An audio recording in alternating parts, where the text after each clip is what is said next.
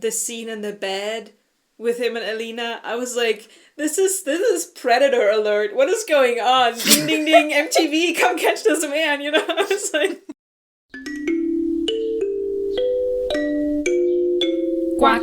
Welcome to the Little Duck Book Club with Duck number 1, Ren, and duck number 2, Anna. And today we are back with the second part in the series of the Grishaverse by Leigh Bardugo, Siege and Storm, which will again be a book discussion. And we are excited, at least I am, but I think you are too. So I'm also excited to talk about it, yes. We had a little bit of a break in videos, just a little bit of a personal time to read and collect, but now we're back with an enjoyable book, in my opinion. I love Siege and Storm. It was really fun, and I'm so happy that we get to talk about it on the podcast, because I feel like a lot of times this book has not haunted the narrative, but a lot of times we were like, oh, especially you were like, oh, all my fun things happen in Siege and Storm, so we finally get to discuss what actually the fun happens in one, the book. yeah. So do we just want to go in again, because we expect people to know the plot? Yeah, the Grishaverse is so popular. There have got to be plot summaries out there if you want to have more context for what we're talking about, but you don't want to read it. I'm sure it's out there. If you have read it and forgot half of it, maybe you want to check one of those back out. But also, it's not that complex. Like, ultimately, not that many things happen in the book. Yeah, it's I don't think you'll be super confused. Yeah. Yeah. I mean, it's also not that long. There are YA books that are, a reasonable length. Yeah. So, the one thing I have to say, which was like a little bit of an issue in Six of Crows, and then it's done better here, but I was again a little bit like, Leigh, you're doing this again. Is the prologue or like the before chapter stuff? It just doesn't catch my interest. I mean, this was a way to just quickly get over the journey of... So, last book ended with Alina and Mal running away, getting to... Oh god, I'm gonna butcher that name. Novia Zem. Let me get the map out. Let me get the map out. Yeah, Novia Zem. And then the before chapter explains what happens there and how they got there, and then how Alina is traumatized and doesn't speak, which is normal, understandable. But Leigh has to work on her first pages in books, because, yeah. Yeah, no, I agree. I feel like the prologue doesn't tell us anything that the first chapter doesn't also tell us. Right. There's a lot of information we can simply infer, and the rest of it doesn't really matter. And I understand it's doing the same thing the first book, where it's setting the tone with this more like fairy tale-esque writing where they don't have names, where it's just like, the girl and the boy. That part, it doesn't really work for me either. I just don't find it interesting, especially because it feels like the prologue here is just revisiting the same thing the epilogue did in the first book, where it's like, yeah, we know they're on a cursed ship. We know the sailors call them the little phantoms. We know this. What is the point of revisiting this? But I mean, they're very short, so at least you're not tortured it's fine. Forever. Yeah, and also the first chapter and everything that happens there doesn't drag on for too long. I remembered that wrong. I remember that we spend at least like 2 to 3 chapters in Novizem and just hang out there. So I was actually pleasantly surprised, because immediately I was like, oh, this is gonna be so boring, like we're gonna see them being miserable, blah blah. And then actually already they get ambushed by the Darkling in the first chapter. I was like, no, oh god. Yeah, so no, I appreciate that we don't waste a lot of time on that. But it's also kind of comical in the way that for the immediately, reader, months don't pass between books. Like, we just finished the last one, we're like, okay, they just escaped, next book starts, immediately get captured. It's just kind of a funny bit. It's like, wow, yeah, good job, guys. It makes them feel very incompetent. And because I mean, yes, but even less so, right? Because they managed to escape, and you're like, oh my god. And as you said, in the book, they've been hiding out for a little longer. But you just start reading, and you're like, oh, immediately caught.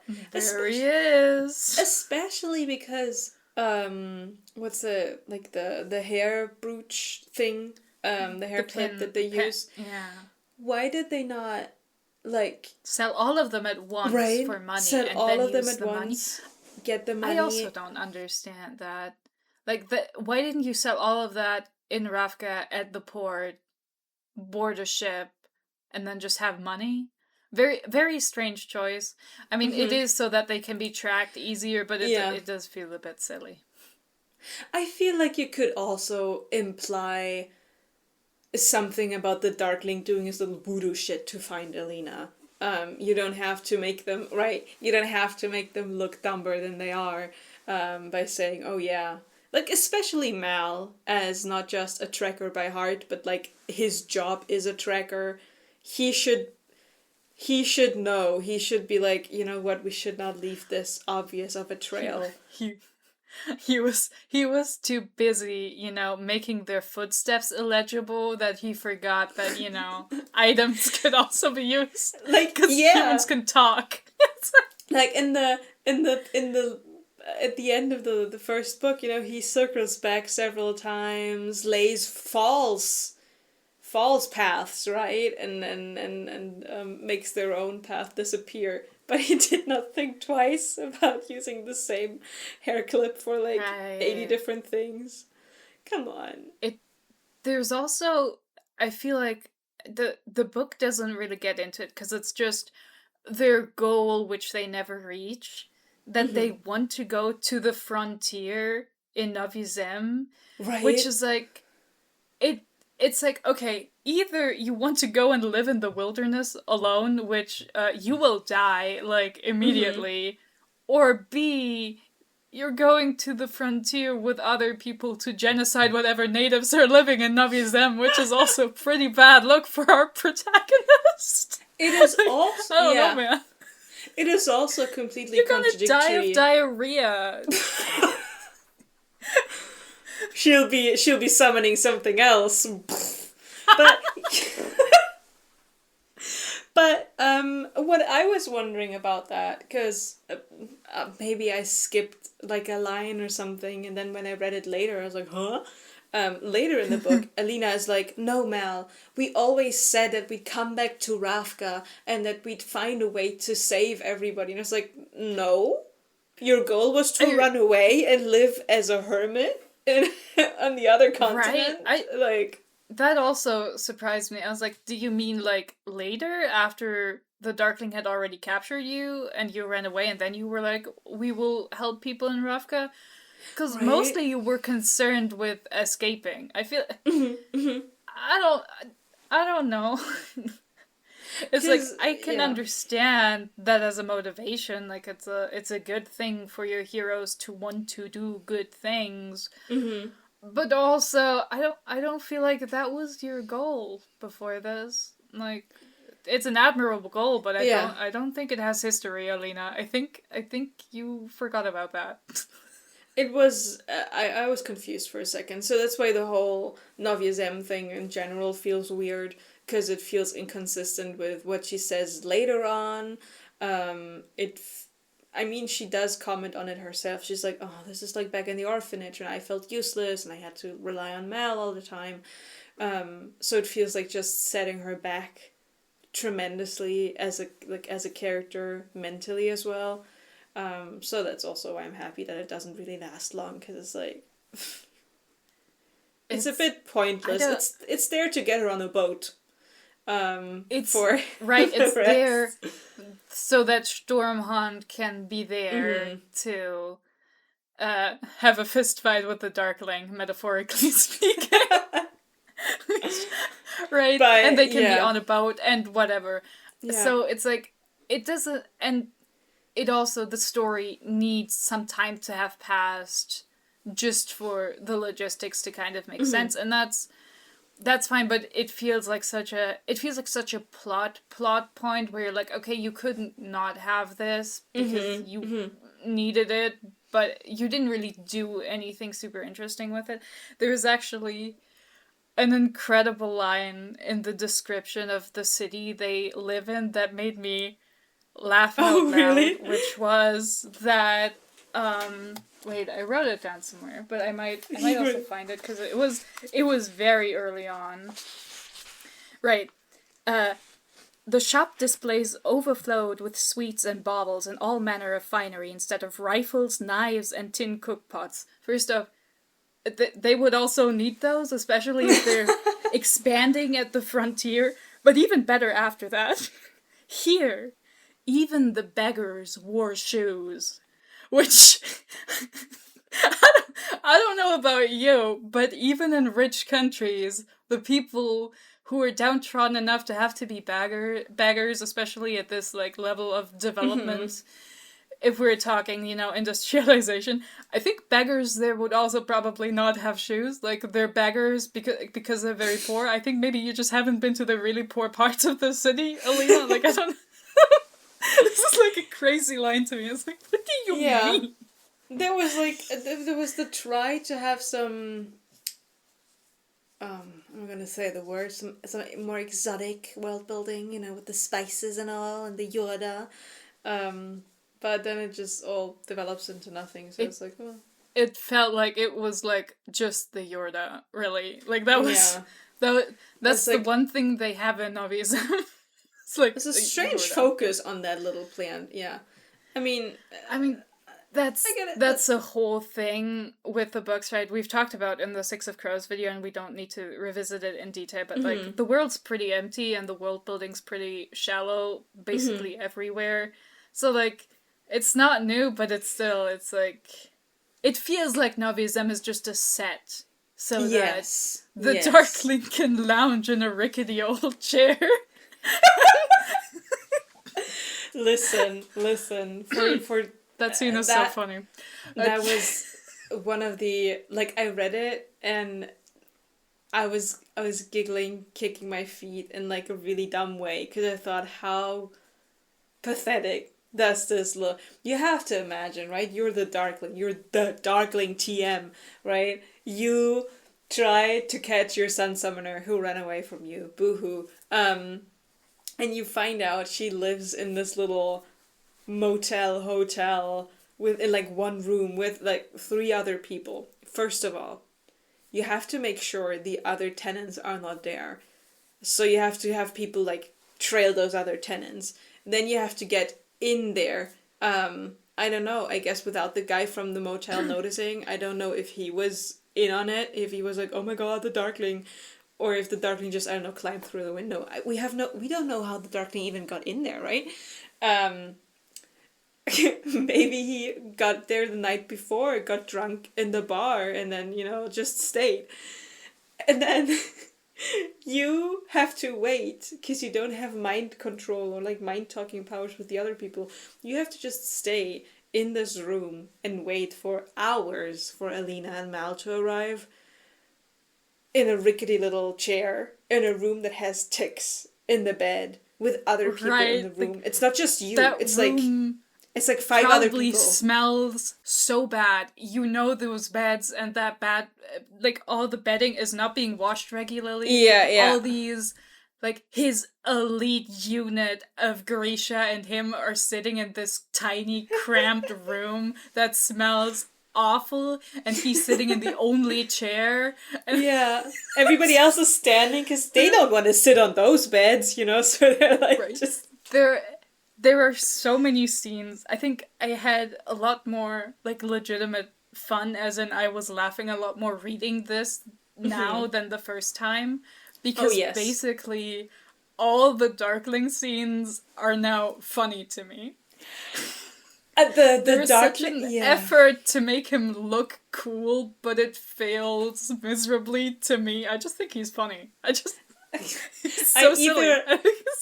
I either laughed or cringed at his scenes. Yeah, that's true. Like some of the later scenes where he like stalks Alina, and then the scene in the bed with him and Alina, I was like, this is Predator alert. What is going on? Ding ding ding, MTV, come catch this man, you know? I was like, what is going on? So no, yeah. It's true. He has it's so funny because on the one hand he's really old, but then he's also kind of a man-child. But the most important characterization for him is that he's a drama queen. So he's a theater kid. Right? He's a born thespian. He should have been on the stage. It's a true loss. Everyone else speaks normally, and he's like, I have to be cryptic, I have to be weird, I have to not emote, and it's just like, dude, you're the only one who's doing this. Why are you doing this? That's why the Darkling and later Nikolai together are so fun, because they're both theater kids. They're just going off of each other, so that's just perfection. They're just different kinds of theater kids, because the Darkling is like, I am never breaking character, this is the most important serious thing in the world, and Nikolai is constantly joking and taking nothing seriously. It's such a funny... The dynamics is really, really fucking good. The Darkling does method acting, so he has to just stay locked in all the time. Played by Jared Leto, sending dead mice to his compatriots, yeah. Yeah, insane. But yeah, that's such a dumb scene.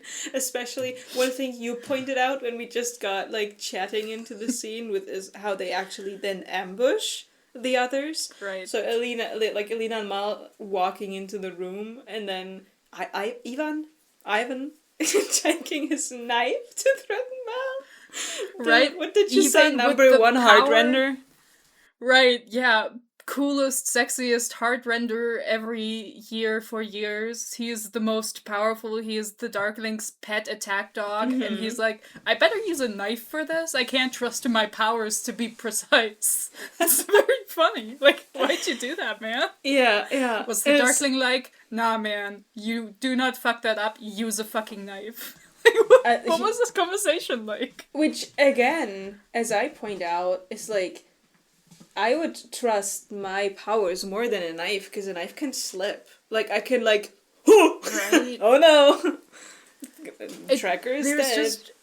I slipped. There's just this, also the comedy of, like, we don't know any of the others that the Darkling keeps around him. We don't have names, so these are just a faceless horde of goons in the background, and it's funny to imagine the world from their perspective, because like for them it was just a normal job. Then the Darkling went kind of crazy, and they're like, well, I guess I'm stuck doing this now, like I can't leave. And you have Ivan, who's like down for it, and like he loves killing people, and you're just like, man, this is really fucking awkward. I don't want to be here, but like, what else do? I can't tell him it's cringe how he's like trying to look sexy for a 17-year-old. It's just, the whole situation is just kind of embarrassing. They're like these two guards at Pirates of the Caribbean that have to guard the Black Pearl, like the ship, who are like, oh yeah, sure, you need to take this ship. That's how his goons are. They're like, oh yeah, sure, whatever. Yeah, I'm sure the Darkling said that. But yeah, it's fun. And the kidnapping thankfully goes over quite quickly, and then we actually get thrown right into the action, which is the first fun plot in Siege and Storm. I will say again, here, I like the pacing overall, in terms of when we get to places. There was only one scene where I was like, what? That was also, funnily enough, the one scene, last time I said I don't remember anything, or like, only like the big plot points, and I was surprised to be like, oh yeah, no, I remember this. Oh yeah, no, I remember this, except for one scene, the party scene with the apparat, and I was like, I don't remember that. And that was also the only scene where I thought the pacing was weird, but except for that, I love to be kidnapped and swept off my feet to land on Stormhawn's ship. That's... It's kind of fun. Yeah. That's how you spend your days, you know, being kidnapped by pirates. But that's a fun plot to start the overall book, to kick it off, I feel like. Because there's the immediate tension, even if the Darkling continues to say embarrassing shit. But I did like that. I also thought it was funny how he's like, immediately like, I need to impress these teenagers with my super cool shadow creatures. Like, the way, again, he's so dramatic for everything. He cannot be practical. No. He needs to set the stage, show off his cool new stuff, and be like, yeah, and now, I guess now it can bite you, whatever. It's like, he's such a funny little freak. And it becomes way funnier because he's so old. So you're like, dude, have you not learned your lesson in these 500 years of life?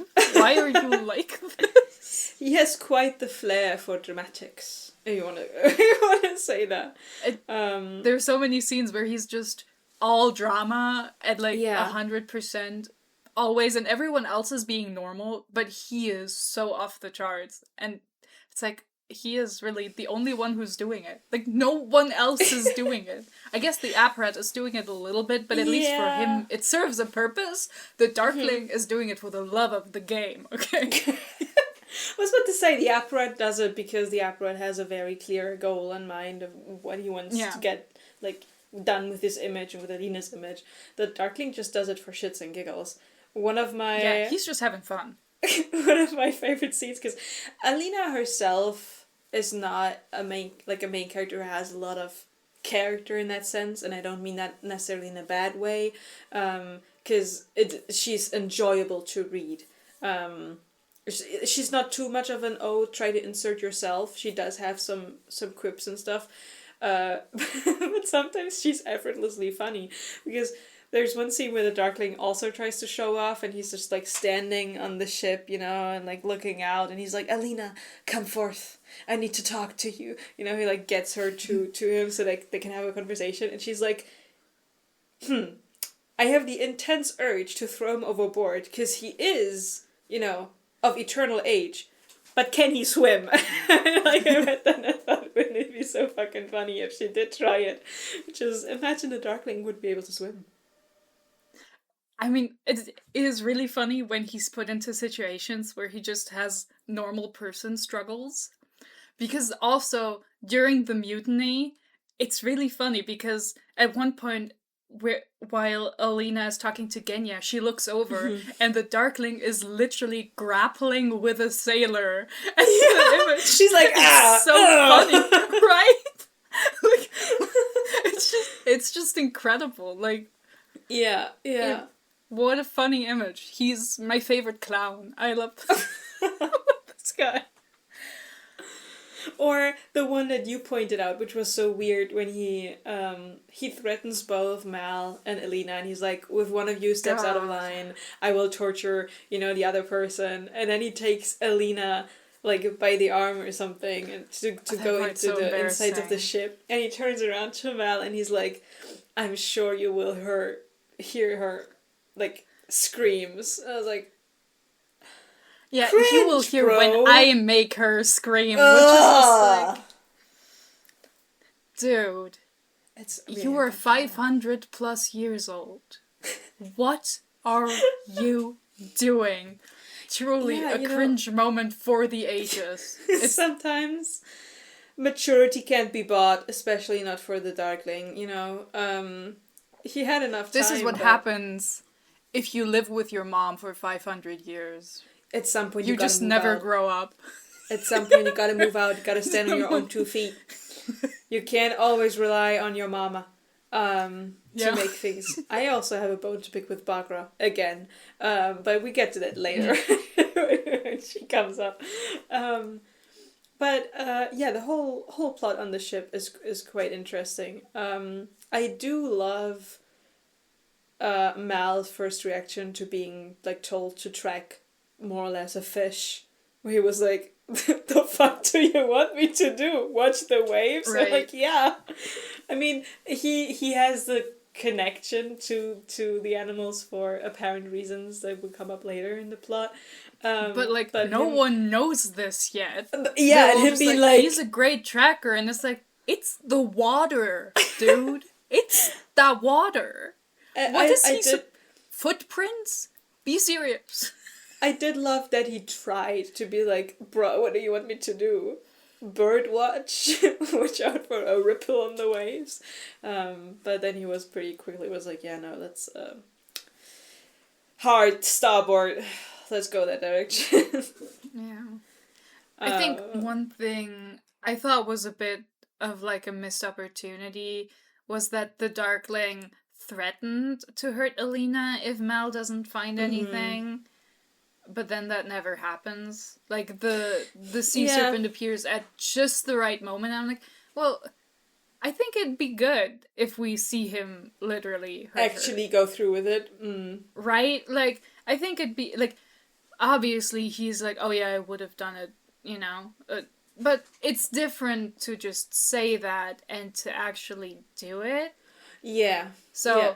It just feels like a cop-out from the narrative. It's like, Alina already suffers a bunch. Like, this wouldn't have been that much worse than whatever happens to her later. Like, I don't know. I felt like it was like, okay, this is a narrative for children because it's really pulling its punches here. Yeah. I guess there's, she draws a line at on-screen torture in that way. We see... other people receive the fallout of the Darkling, but we don't really see it happen to Alina. I guess that was a decision that was made. But I agree that at least a little, like, it just has to be, it doesn't have to, he said he will cut her finger off or, like, flay her skin and then have them regrow. Just a little poke, there's no need to actually go through on screen with what he, like, threatened to do. Right, he doesn't have to deglove her. He can just, like, that doesn't have to happen on screen. I get it, it's a YA bug. But still, it felt like... It feels always a little disappointing when the narrative bends over backwards to have... your protagonist not experience consequences. Mm-hmm. It's always like, okay. Just at the right moment, the thing actually does happen. So it's like, okay, so there are never really stakes because we know it'll all work out. So it's fine. Yeah. No, I get what you mean there. But yeah, the overall plot is hilarious and it kicks up the most fun thread in the whole book, which is just Nikolai. Because the whole thing itself is so ridiculous. The whole thing is it feels very Casbreaker, Six of Crows, everything goes wrong, but it also goes kind of right. Because they're like, oh yeah, sure. Yeah. We are handing this ship over to the Darkling on purpose. And then we plan to steal this sea creature that everybody thinks is a myth. We don't know the dimensions of this thing, right? Could have been a small little sea dragon. Could have been a gigantic fucking sea serpent. How would they have dragged that away with their boat? I'm genuinely asking the question here, because in my mind, the sea serpent was like a gigantic fucking thing. And then they just put a net around it and drag it behind them on their ship. Dragging things along in the water is probably not that hard. But it's like the water's doing most of the work. Yeah, but imagine how hard the squallers would have to work to, like, put wind into the sails to drag that thing. Right? It is more or less... Like, is it buoyant? Does it float? Does it have is it like a fish that has a little air bubble inside? We don't know. That's true. And the thing is... Generally, these books hard logistics are not in cahoots. These don't know each other. Things just work. I know, but that was so funny because Nikolai must have been like, yeah, we can get it done. Nikolai's like, listen, what else are we gonna do? We just have this ship. Like, this is my fave ship. We gotta use this one. My cute little guy. What are the chances? Yeah. And the way he, like, picks a cartoonish, like, disguise for himself with the nose and the chin and the hair, and it's then really funny. The way he's like peacocking up to the Darkling, he's like, on my ship. It's like, oh my god, it's so funny. It's legitimately, the comedy is so good when you know it's Nikolai. It's so funny because you know he knows all these people. Yes. Right? So this is way funnier than if it's somebody else competent. It's just really fucking funny. The fact that Nikolai's the funniest character. The fact that all of this is public knowledge to him and the selected people of his crew is so funny. Right. But yeah, the kidnapping and everything I think is fun, is interesting. I love Alina's reaction to it, where she's just like, oh my god, are you fucking kidding me? I guess this is a good thing, but at the same time, oh my fucking god. Now I'm stuck with this pirate dude, privateer. Privateer. Who is just taking me to the next person who paid the money. And then the whole, like, sitting in the hummingbird scene, absolute perfect. Like, everything after we meet Stormhorn / Nikolai is just, it's just great. I was having the greatest time. And I mean, I will say, I don't know how to feel about the sea dragon, like, how it was done. On the one hand, I absolutely, in no world do I want them to spend more time on hunting the sea dragon, but it went pretty easy and pretty quick for this it goes down mythological giant creature of extraordinary power or whatever. And it's also just like, okay, what's the constellation here? There's a cool deer, which is unusual, but it's a deer. Then we have a fucking giant sea serpent, and also a bird on fire. I feel like the set altogether is a little confusing to me. No. They just tried to cover all the major animal groups. You know, we have a mammal in there, we have a bird, we have whatever the fuck a sea serpent is. You know, is it a fish? Is it a crocodile? We don't know. But, you know, is it a snake? It do be called serpent, so... It could be an eel, we don't know. But I think the thing about it that's much weirder is that there's nothing else magical in the world. There are no other magical creatures except the specific quest animals that Alina has to kill to ascend to godhood, you know? Like, there's nothing... There aren't even the vibes of, there could be other stuff. It's just like, nah, it's these 3 things, and that's all we have. It's not...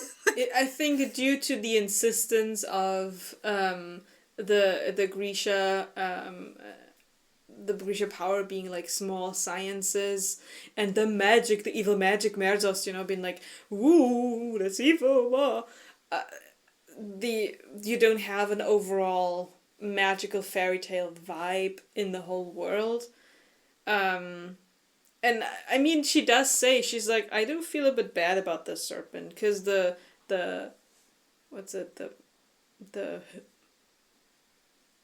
the other thing, the Hirsch. Oh my god! Thank you. I'm blanking out on vocabulary. The deer. The stag. Yeah. The stag. I was like, no, it's not. Okay, it's not a doe. the stag is just like, we've been hunting it for weeks, and like, we had a connection. I touched the stag, and then the serpent just like just gets killed like that. She does say it feels a bit weird, but I agree with you on that it overall feels too convenient in a way to be like, oh my god, we need these 3 magical animals, and oh my god, we immediately find 2 of them. But it makes this book not be convoluted and long. So right. The thing is, in no world do I want them to spend most of the book searching for the sea serpent in the same way that the stag happened. Oh my god, do I not want what happens in the 3rd book a second time? We do not need an epic quest for the animal Firebird of the book. It is not necessary, but it also, it feels so anticlimactic, but again, it's also like a world building issue where it's like, oh, these are larger than life, mythical fairy tale animals, and at the center of the conflict we have literally an evil dark wizard who's kind of crazy, who we have to beat with the power of light, who has like an army of shadow creatures. But then it's mixed in with these, oh, there are new repeating rifles and they're cool new science imagery. And I feel like these 2 aspects of the story never really work in a good, in synergy to create a better story. I'm just like, okay, you have to pick either or. We can't, like, you cannot, and then also have like the subplot of, oh, now there's a cult around the sun saint who's actually just a normal girl, but people are praying to her now, where it's like, we don't even know what religion is like or why prayers would matter, so we also don't know what that's about. Like, all those aspects I feel like don't really go together all that well. And I feel like the sea serpent is very emblematic of it. It's just like, oh, golly gee, there's a big snake. We gotta kill it. Okay, it's dead. We're moving on. It's like, okay, I mean, I guess this might as well happen, It's It's also, it's very hard to combine this sort of magic vibe with technology. And for me, whenever I think of any any properties that did that, they usually always go into the steampunky direction, or like what people call for like arcane. It's like, oh, arcane punk, where it's like, okay, it's like the combination of the magic and the science and everything, and it's hard to do right, and it's hard to do in a way that pleases a lot of people, and especially if you try to keep it at the beginning of this development, because most of the properties like that do it well are like in the middle of the Industrial Revolution thing, and not at the beginning, and where it's like starts. It's that the thing is also typically in those kinds of stories there are literal elements or literal pieces of the world that have magical properties. It's not just, oh, some people can do low stakes magic. Yeah. Right? Yeah. So it's like the whole world is like magically enhanced in a way that the world of the Grishaverse isn't. And it's like, oh yeah. The things don't work because the world building's surface level. So... Because it gets explained the way with science as well. You could go, you know what, the Grisha are little magical freaks. But it's not said like that. It's said like, oh no, they just understand it's science better than other people, I guess. I don't know. I mean, it's like they just can perform a type of science that normal people don't. And at that point I was like, okay. Like, and I also understand the idea of separating out, like, oh, we treat this as a science, even though, you know, someone from another world would call it magic.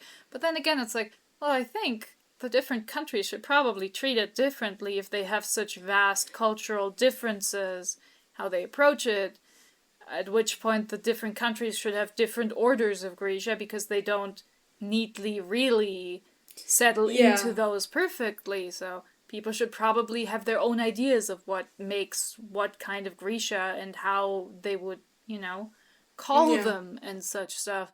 But it's all very simple, and also then there's the Darkling and his family who just have cool shadow powers, and that's not explained, and there is no scientific way to explain because he's just an evil dark wizard. I mean, we talked about this in the last video on the first book, where it's like, I feel the most, like, actually understandable approach is Shu and Fjerda. Fjerda being like, no, we're just gonna kill all of you because you're weird as fuck. And just the Shu going, okay, if we believe that this is not of magic, like inherent magic, then something must be wrong with these people, so we're just gonna dissect them and try to find what might be the reason inside of their bodies. But yeah. Right, but that's also like not to be that guy, but that's like a extremely weird thing to ascribe to a culture, to be like, we're just cutting all of these people open for science, especially like, to an East Asian coded. Right. It's a very modern world racist stereotype about the Chinese, really, and it's just like, what the Leigh, what do you mean they just cut Grisha open? She was like, what? Okay, what kind of science is that? Is this all just medical? I guess. Is all of Shuhan just like a Mengele workshop where they're just like, yeah, we just torture people for fun. We just do whatever, man. Like, what do you mean? What is this implying about a whole culture of people? She was like, you know what? The Chinese, they do acupuncture and co. So she's like, okay, it's just whatever. Yeah, but again, we talked about this in the last video, where it's like, most of the surrounding countries' approaches make more sense inherently than whatever Rafka is doing by just going, oh yeah, I guess they're smart, let's put them in a little academy. But regardless of that, it does feel, because we started at the magical animals. With the creatures. It's just the fact that there is no other magic than these three specific creatures and nothing else ever. It just feels kind of empty. It's like, that's kind of a shame. There's more of that in the following books after that. But again, it surrounds the saints mostly. And not the overall world that the people move in right now. It's a lot of, looking back at how past things were interpreted. It's like, that's fun. I love doing that kind of stuff. But if the current world is also not really magical or something, it gives a big disconnect.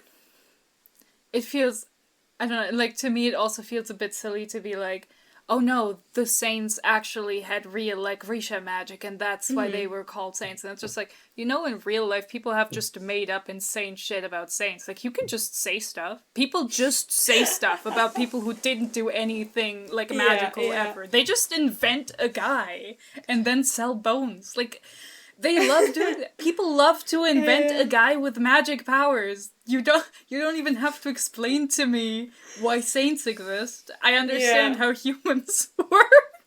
I'm more interested in what the fuck the god situation is. Who are we praying to? We're not getting an answer this time, Miguel. No. I don't know. I know. We will never get an answer.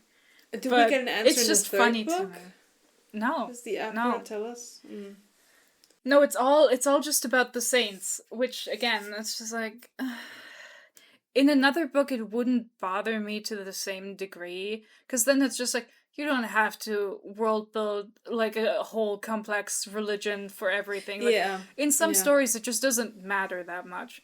But if a major plot point is your character becoming a religious icon against their will and people praying to them, like, I feel like you probably need to say a few more words about what the fuck they do in those churches and how praying works and what they hope to achieve by praying. You know? Yeah, I mean, again, we already covered this, but it's very persistent, especially because in this book they just really expand on the whole saints thing.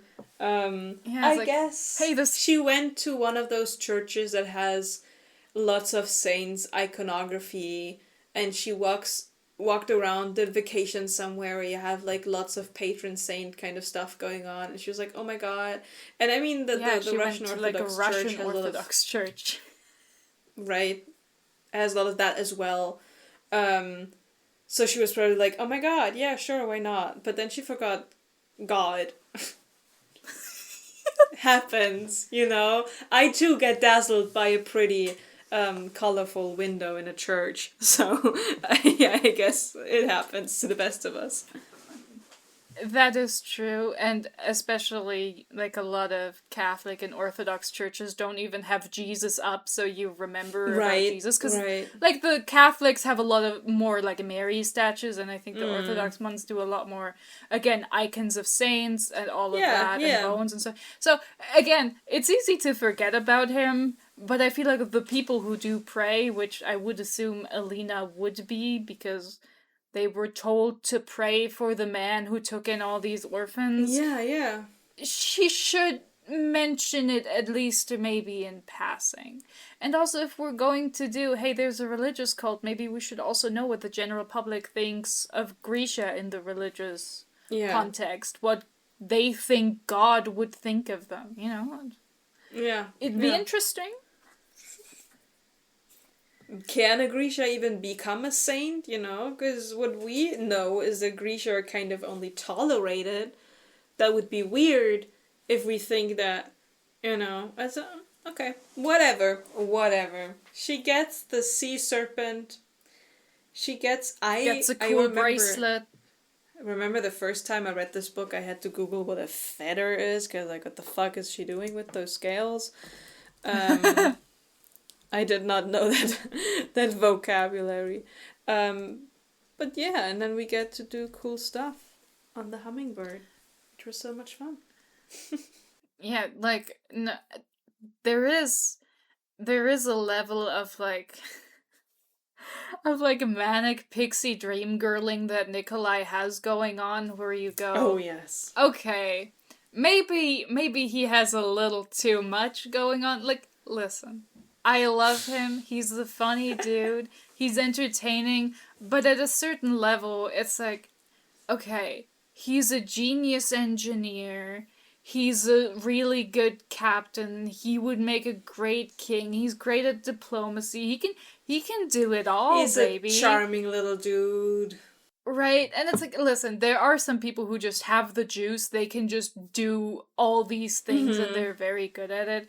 And there are moments that I think give him a much needed, you know, dimensionality. They give him some aspects where you go, okay, yeah, this does feel a lot less like, hey, here's my specialist little boy, be nice to him. And more like, okay, yeah, this is a person I could imagine existing as a full person and not just as a plot device Golden to make boy. everything work out. Yeah, it's like, I really like the scene where Alina tells him she thinks he's creepy for being so good at giving people what they want from him. And he's genuinely hurt, but he's genuinely concerned. He's like, oh my god, am I creepy? Oh no. Yeah. Like, it, and like, genuinely, that's fun. That's good. There's also one scene that I liked in terms of showing a certain like softness without the cockiness, where he asks Alina to like take some of the Grisha and train them to man the new hummingbird to get the royal family out of there if anything happens. And then he turns around and he's like, I do still think we can win, Alina. This is just something I have to do. Where I was like, nice of you for saying this. Nice to give us this short moment. Yeah. He does feel very cocky a lot of times. And those small moments where he's like dialing it back a little bit to be more honest, they're very nice. I mean, his hilarious moments are also great, but... Those are also great, but also the moment where Alina tells him that, like, you would walk up to be hanged if you thought it would save Ravka. You would sell anyone out if you thought it would be the right thing to do. What makes you different from the Darkling? And he really has to think about it. He's not just like, oh, I'm not like him. He genuinely considers it, and he's like, oh my god, I don't want to become that kind of person. I'm gonna have to do some real evaluating of what kind of stuff I actually do. Oh my god. Yeah. No, he does have. I felt like, especially in the beginning, because I mean, now in hindsight, you know who Nikolai is, right? But I can't imagine that reading this book for the first time, you're like, this little fucker, he nearly punches the Darkling, then he more or less abducts Alina again, then he takes her on his special little plane, then he's like, oh yeah, let's endanger everyone on the special little plane in order to shoot up some of the Volcra. The Volcra, Nichiwoyo with the other ones, of the Volcra. Then he crashes our fucking ship in the water, and then he's all he's smooth by, revealing he's a prince, and you're like, God, this guy doesn't give me a break. And then he proposes to Alina right off the bat. He doesn't even give her time to breathe. He's like, by the way, how about? And then on their journey to the capital, he also just fondles Alina at every single possibility, gives her a little kiss, smooches her away.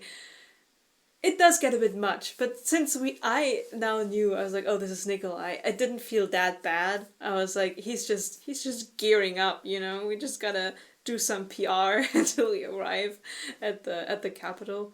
But he keeps things interesting. And he does have some good one-liners. He is, I'd say, the funniest character Bardugo has written. The Six of Crows is fun as an ensemble, but he is like... He is like dude. the best guy. I do think not just because I hate sequels, but even so I'm glad I didn't read his books, because I think he works as a side character, but I don't think I would want him as a main character. I feel like he's too much. There's just there are just... It is very difficult to write a character in an interesting way when they have so much going on and they're so good at so many things. It's just like, it becomes easy to give them the easy way out, and I think a lot of those characters work better as like a side character, as a love interest, as whatever, but not as the main character. Because like, how much could he even struggle in an interesting way, in a way that's like engaging to watch and watch him grow, because like he's already done a lot of growing off screen before we met him, from what he was as a teenager to what he's like as an adult. So but yeah, no, I do like him. I don't remember. I mean, I did read the first one. I didn't read Rule of Wolves yet, or I started reading it and I was like, nah. I don't remember hating him as a protagonist, but I think it was also because he sort of shared his POV with Zoya. So it was the focus was split in a way that was enjoyable to read. And then you also have other POVs in the book, mainly Nina's. And then I think there was a third one, but I don't remember whether there was actually a third one. But it moves you around enough so you don't get bored. By Nikolai being Nikolai. But I understand what you're talking about, that sometimes characters just work well as the side character, which is also a reason why Alina actually works well as a main character, in the way that she thinks and behaves. So, no, I agree with that. I see what you're saying there. Yeah. No, I also, like, it is extremely understandable why he's a fan favorite. He's just such a fun guy. He has the funniest lines. He has crazy stuff going on. He's interesting. Like, he's a bastard prince. He is charming, which most of Leigh Bardugo's male characters do not manage even when they're intended to do so, so that's refreshing and fun. The him shaking up the romance between Melina, Melina is her ship name, was definitely one of the best things that can happen to this relationship. Like, regardless of which side. The best thing that can happen is that they break up. In canon, I mean, no matter on which side you stand, Nikolai coming in and shaking it up a little bit in this regard is, to me, a lot more interesting than the Darkling, quote-unquote, shaking up the relationship. Because there it's very clear that Mal is just a big dickhead if he insinuates any sort of genuine romantic or sexual interest from Alina to the Darkling, which he does, where he's like, oh, well, you and the Darkling. And it's like, Mal! What the fuck? Why would she even say that after everything that you went through together, that you've witnessed? But with Nikolai, there's a genuine threat in that sense, Because he is all the things you just said that he is. And Mal can't just project, oh, he's the hot, dark, sexy dude. No. He's a genuine problem in the romance department. So that's more interesting to me. He only really is a problem because both of these people are so deeply insecure about each other and about their relationship that it's so fucking embarrassing to read. And after every interaction, you're just like, you two should break up. Oh my fucking god. There's no way this will get better. Are you kidding me? God. Nikolai actually points that one out. I know, like him which is so funny. Dude. It's like, for two people with a love eternal, you're awfully insecure. I was gagged. I did not remember this. I was like, yeah, he's just correct, but also given that Melina's endgame, I'm also like, are you lampshading Leigh Bardugo? Did you want to write some fun romance drama and forget to make the romance charming to the reader? Like, the thing is, it's not that the way Mal and Alina are written is unrealistic for teenagers or even weird for someone in their position. But you just look at it and go, you two need to break up. Like, not even to get together with anyone else, just you cannot be together. You do not work together. Yeah. You two want very different things out of your lives. You cannot stay together. I'm so sorry, but no, this is not working. It's like watching this one couple, where it's very obvious what one person wants, and it's very obvious what the other person wants, and then it's very obvious that those things will clash at some point in the future, and you're like, listen, I know breaking up now seems wrong to you, because it's not an issue yet, but wait 2 to 3 years, and these issues will have become issues, and by then, maybe you will have popped out a child, you will have bought a home together, you'll be tied together even worse, so... Right, It's definitely something, but yeah, no, I also did like that the vibes feel very different. I mean, again, we have an ongoing relationship, and this other person that is just also of interest, and it's just a point of tension in the relationship, but having Nikolai go, I would like to have a kiss from you again. But I'm not going to kiss you again, because whatever the fuck is going on there... But I won't kiss you, because I want you to think of me and not trying to forget him. That's like the most charming thing anyone has said in these books. It's like, wow, right? This is romance. Like, is this romance? Is this... This is like... And then, Mal could never... Mr. Deep Dark Secrets could never... This is like... This is so charming, and it's like, wow, Nikolai, you know how to romance someone. All of these bitches have nothing on you. And I loved how confused Alina is afterwards, where she was like, now I actually insulted, now I want to have a kiss from you. Like, I'm conflicted as fuck. I thought that was appropriate, because that would also be my reaction. She was so pissed on the accurate read that he had. She was like, it's true, but you shouldn't say it. It's like, I'm in this picture and I don't like it, you know? But yeah, no. He would have gotten me with that line. If I'd been Alina, I'd be like, you're right. Yeah. Call me queen now, because we are getting hitched. It's on. Yeah. Yeah, it's just the idea of somebody choosing Mal and this deeply dysfunctional relationship over someone this charming. I'm just like, wow, this is disappointing, to say the least. Yeah. This is one of those friends to lovers where I'm like, it's enough. It's enough. You don't have to become lovers. You can just stay friends. You can have such deep of a love between people who got like together very early in life and learned to love each other very early in life without making it romantic. This is one of those instances where I'm like, this trope ain't troping here. This feels weird. It's just, yeah. It's not. Mal is such a character, because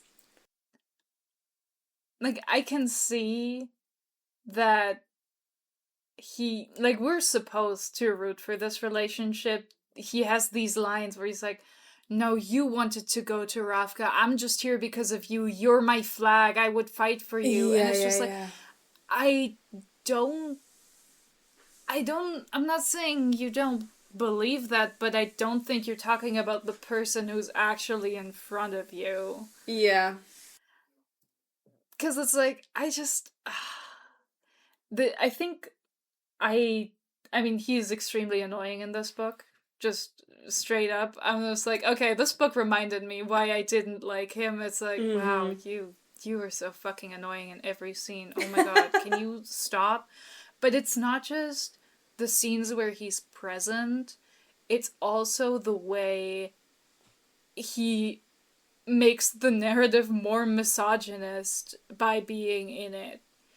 Every conversation Alina has with a woman, if Mal is nearby or if she has ever seen that woman speak to Mal, becomes, this wench wants to steal my man because he's so sexy. We have any background woman immediately a threat who needs to be degraded because obviously Mal is Alina's, and you have to put those nasty women down a peg who dare to want her man. The scene in the beginning with the washerwoman who's like, and then her just like, basically spilling out of her dress is like, I'm sorry, I'm from the big titty committee. Sometimes these titties can't help themselves. They do spill. Reading this, I'm just like, I think this is not just Alina. I think at this point, Leigh Bardugo just hasn't worked through a lot of internalized misogyny yet, because this is genuinely so off-putting to read. It's like all women who are non-main, like in the main cast, get such awful treatment, but God, especially like Mal so ruins everything about Zoya too. Zoya could be interesting, but every scene in which she and Alina interact, Alina cannot have beef with Zoya because their values misalign, or she and Zoya have beef over who gets to be in charge because they both want to be in charge. It has to be because one time Zoya slept with Mal and she still wants to fuck Alina's man, and that's why she's a shitty person, and that's why everything needs to be full of animosity, and that's why we can't trust her, and it's just... It's so frustrating because it's like, Alina, most women don't want your man. I don't know why you want your man. He sucks. Oh my god. Yeah, it's like this, I don't want your man, get away with that guy from me. It's especially frustrating because we have I think, did we also talk about that in the first book? We have the whole plot of, oh my god, she's so pretty, she's prettier than me thing with Genya.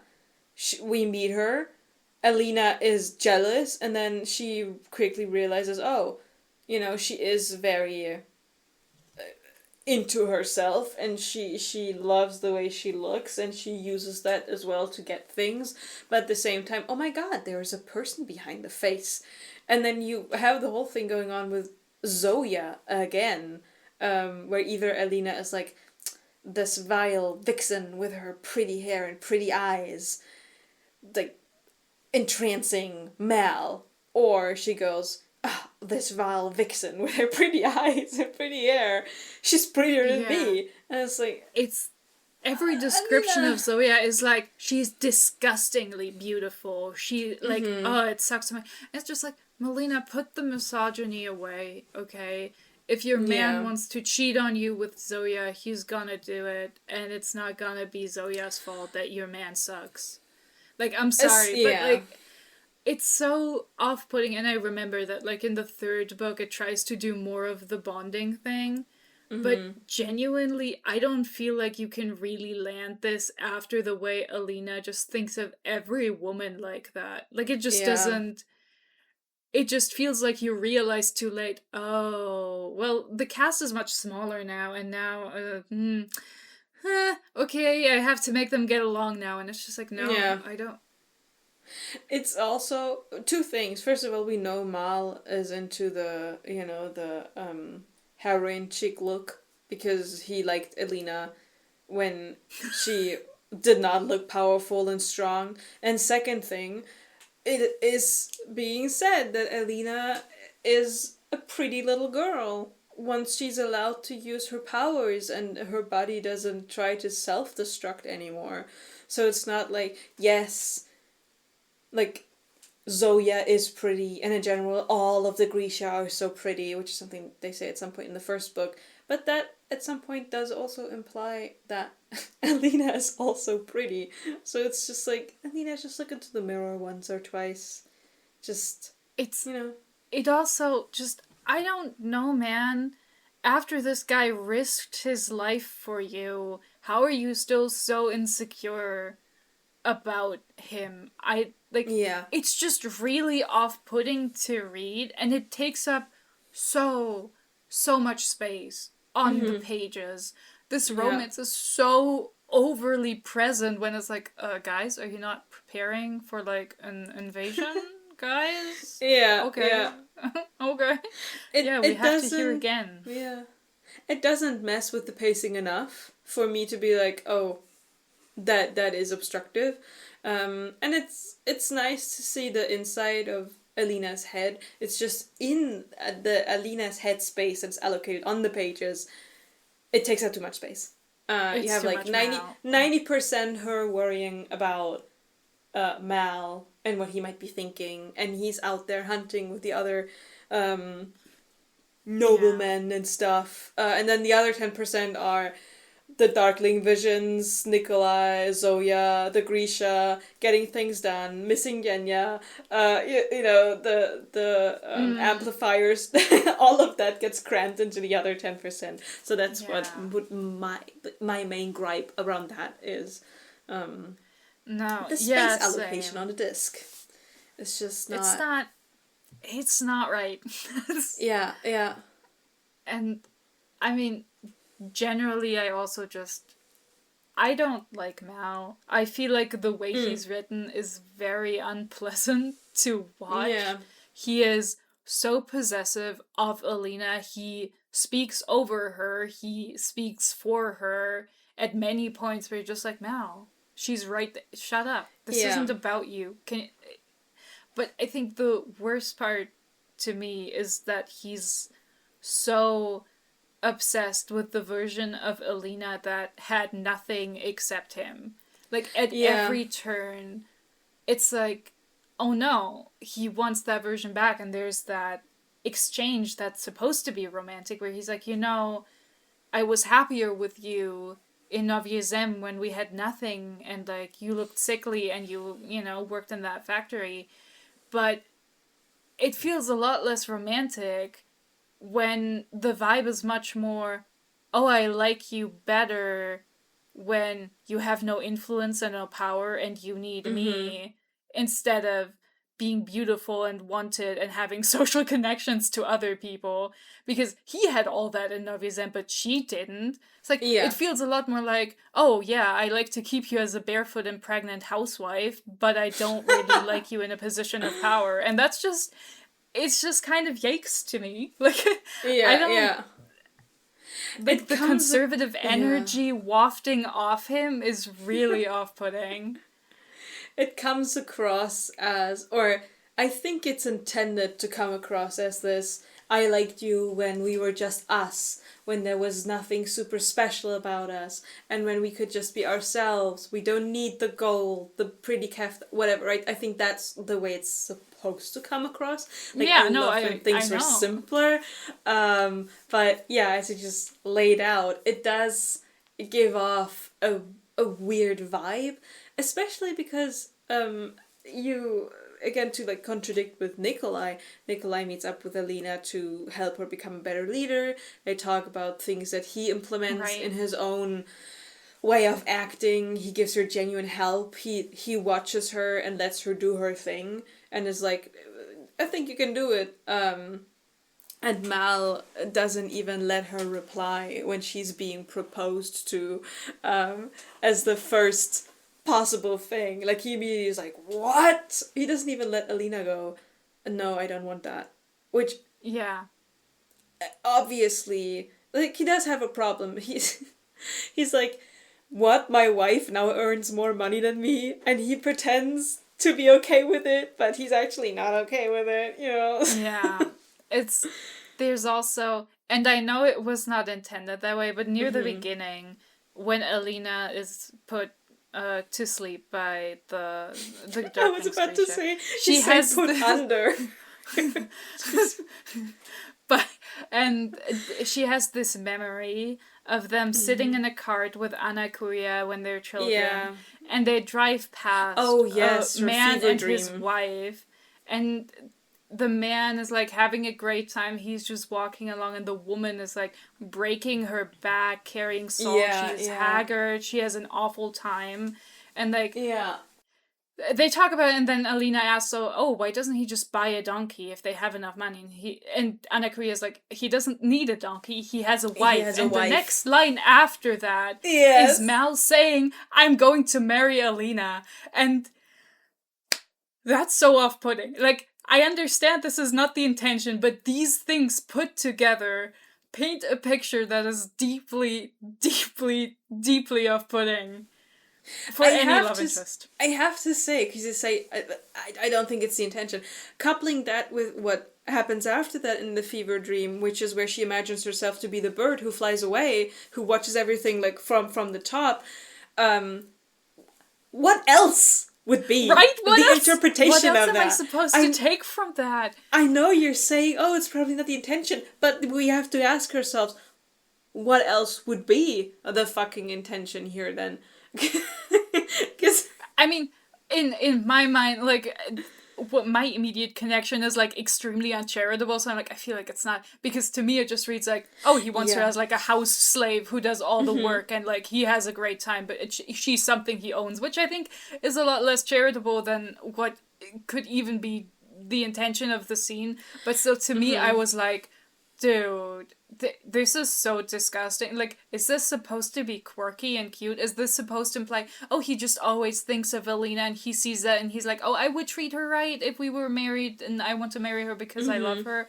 But genuinely, this just reads to me like, I want to own her and make her do my work for me. Like, what else am I supposed to read from and then I'm supposed to root for them after reading this and him behaving like that the rest of the novel? Yeah. Leigh, at what point did you think the audience would be like, wow, I love Mal, I'm so happy they're together? Like, hello?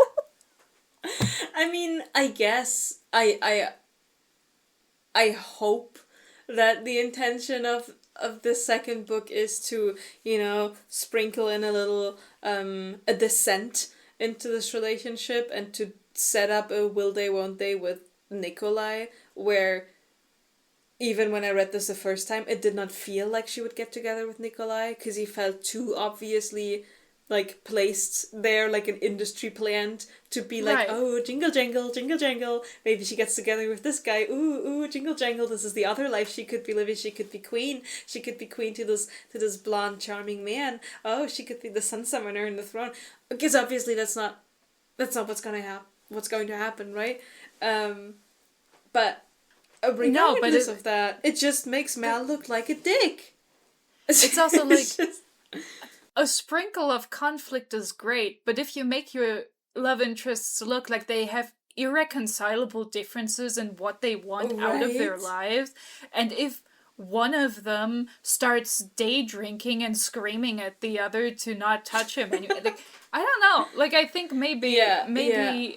I'm never gonna root for this relationship ever again. Like technically you could interpret the scene where she flinches because she has another darkling vision and he's like, oh, so you don't want me to touch her? Okay, then we're done, as them breaking up officially. Right. But like, even if we see it like that, the fact that he then happily goes and makes out with Zoya in public and looks happy about it until he's caught, to me doesn't look like somebody who was attached to that relationship that much at all. Like, sorry, to me this feels like, oh, he's gonna cheat on you no matter what, cause like, he thinks it's fine. It feels very dumb decision. Let's go make even more dumb decisions today. Drinks a Jaeger, that's what it feels like in the book itself. I was also about to touch on that scene with Zoya, because in the book it's made to be like, because Alina then goes, well, but I also kissed Nikolai, Right. but I mean Nikolai kissed me, and I mean I may have some non so innocent feelings about Nikolai, but I mean, and it's like, no, Alina, these are not the same. This right, I was also is like, not the this same. is not the same. The We thing is cannot that, compare. Like, the narrative really is just like, oh, hammering home, oh, but she almost kissed that other guy. It's like, A, she didn't. That's a really important difference. She And did not. B, not the same.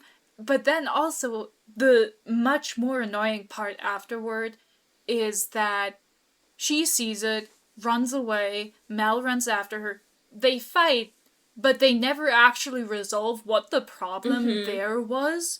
The scene just then moves on to, oh, we should never have come here. Oh, we were so much happier. Like, we should run away, but we can't.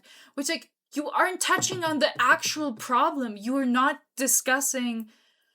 At no point does he apologize for what he's done. At no point does the narrative even consider touching on, hey, maybe that's an asshole move, and maybe that says a lot about your relationship that, like, you may or may not still have.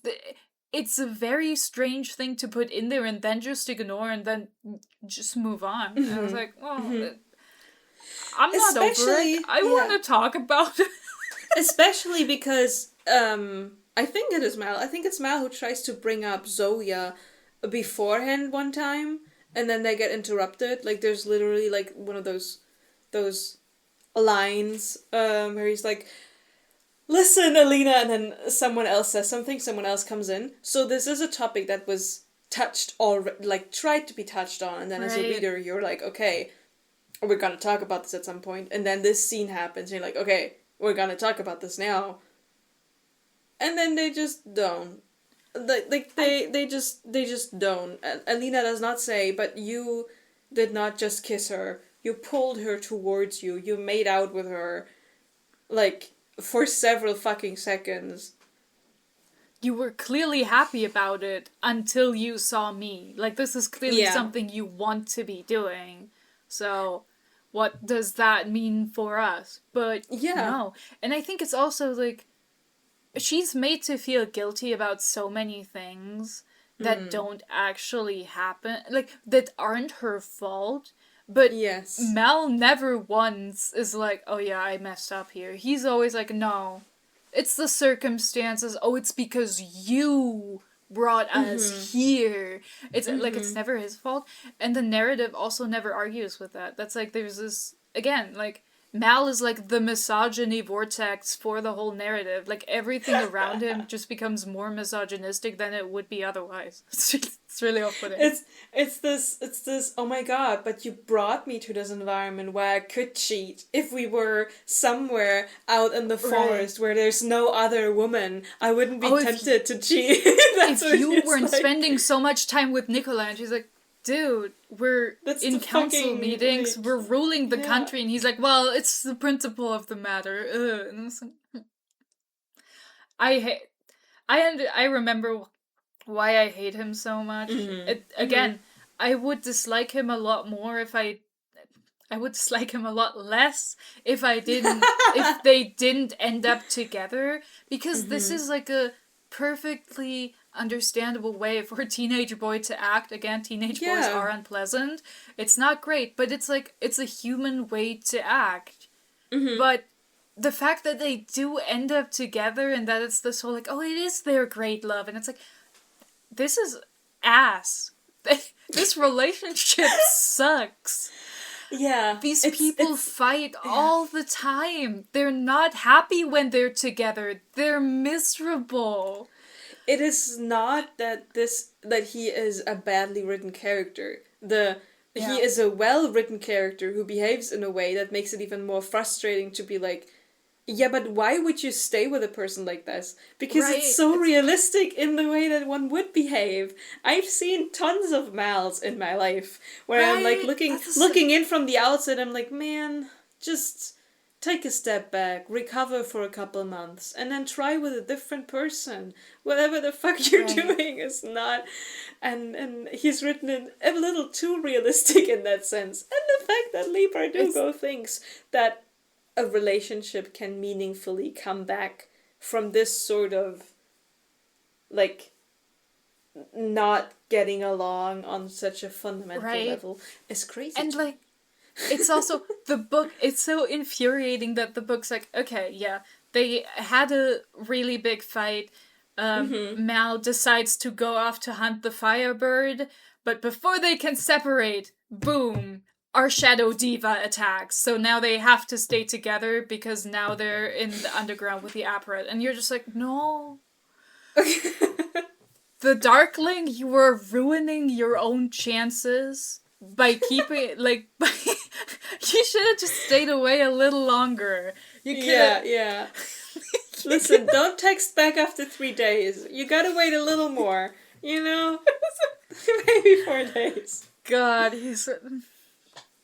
it really is just like the narrative's like, oh no, now they're both like stuck in the caves together, and now the third book starts again with Alina being powerless and Mal being there to take care. Oh, I hate this. Oh, but he did come and run to save her.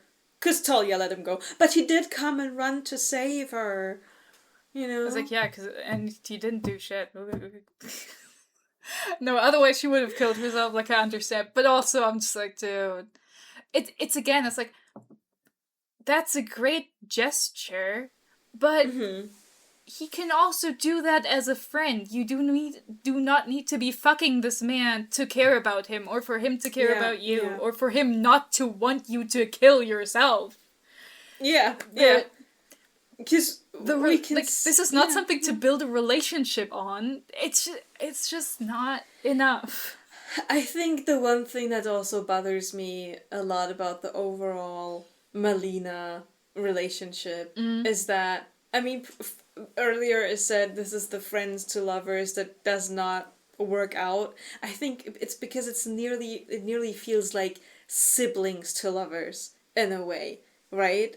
Because the way they were described as children, how they hang out and everything, it almost feels like siblings instead of just friends who known each other since they were children. There's a different vibe, like an additional label to these two people, and it just feels, I think that's why to me it feels so icky also in the first book already, because it's like, I don't know, to me feels weird. To me it's like it's a very different thing, because to me it feels a lot more like childhood friends who, in the way the world just happens to a lot of people, grew apart when they became teenagers because they just have different interests and different friend circles, and it's just like, yeah, they cling to the memory of, oh, we used to do everything together, we used to be everything for each other, but that was just because you were locked in a house with nobody else to play with. Now that you have choices, now that there are other people, it's just, you don't have to stay handcuffed to this person. You can make so many other better choices. Alina, go have hate sex with Zoya for a bit and see if you like that better. Have fun. Do something that's not Mal. Like, anything. Do someone who's not Mal. Yeah, but that's why to me this overall vibe felt so sibling-like, with her being like, oh, Mal, the bigger dude, was always there to help. It gives me such big brother protecting younger sister vibes, that it's just a little icky to me, and that overall... I mean, that's fair. Like, we all get our own associations with that. To me, it felt more like... That's all why I think, like, why I also see yours about it. It's also just, it's not just that, oh, we naturally grew apart. It's like, oh, the moment he had the opportunity to have other friends, he dropped her because he liked them better. Those are the vibes to me from the first book. And then he got mad that she also got new friends and somehow ended up in a better position than him. That's the vibes to me. And this is the furthest from romantic. It is just... It's also, again, tinged with a certain misogyny that's just... I just don't like that in a man. Like, say what you want about, like, our insane 500-year-old freak, but he's like, well, I want you to be powerful and cool with me together. I want to be like a power couple. Which, like... At least he respects that he's like, hey, I want you to kill more people. I want you to have more power. And it's like, listen, he still is like a controlling weirdo, but at least he's not like, well, I don't want you to do anything ever. He respects that she can do stuff as a woman. And he's, in the first book, he's so secure in Alina liking him. He's like, oh no, yeah, sure. He doesn't even try. I'm the Darkling. Oh my god. And then he's a little too secure, yeah. He's like, oh wait, you still like that young man? Shit, fuck. He was like, why do you want to fuck a teenager, forgetting that she's also a teenager? And that's a normal thing for teenagers to want. Why not me? He's like, but I'm hotter than him. And it's like, yeah, but you're also a maniac who wants to kill people. It's kind of... It's kind of a skill issue on your part. The overall thing is, depending on how it's written, I do like a codependent relationship, because you can do a lot of fucked up weird little stuff with that. But to have this codependent thing here, it just makes it all seem so pathetic in a way. I'm constantly thinking, Alina, you could do better. Alina, no. This is the codependency where you're like, okay, you need to go to therapy. Like, this is not the fun, insane codependency. It's too grounded still. It's like, it's too much. An argument you can totally imagine a couple having next to you while you're at a coffee shop. And you're like, oh man, these people need to break up stat. Like, it's not fun. Don't know. It's not fun drama. You just sit there and you go, God, you two would be so much happier if you didn't have to be together. Please, just give up on each other. Oh my God.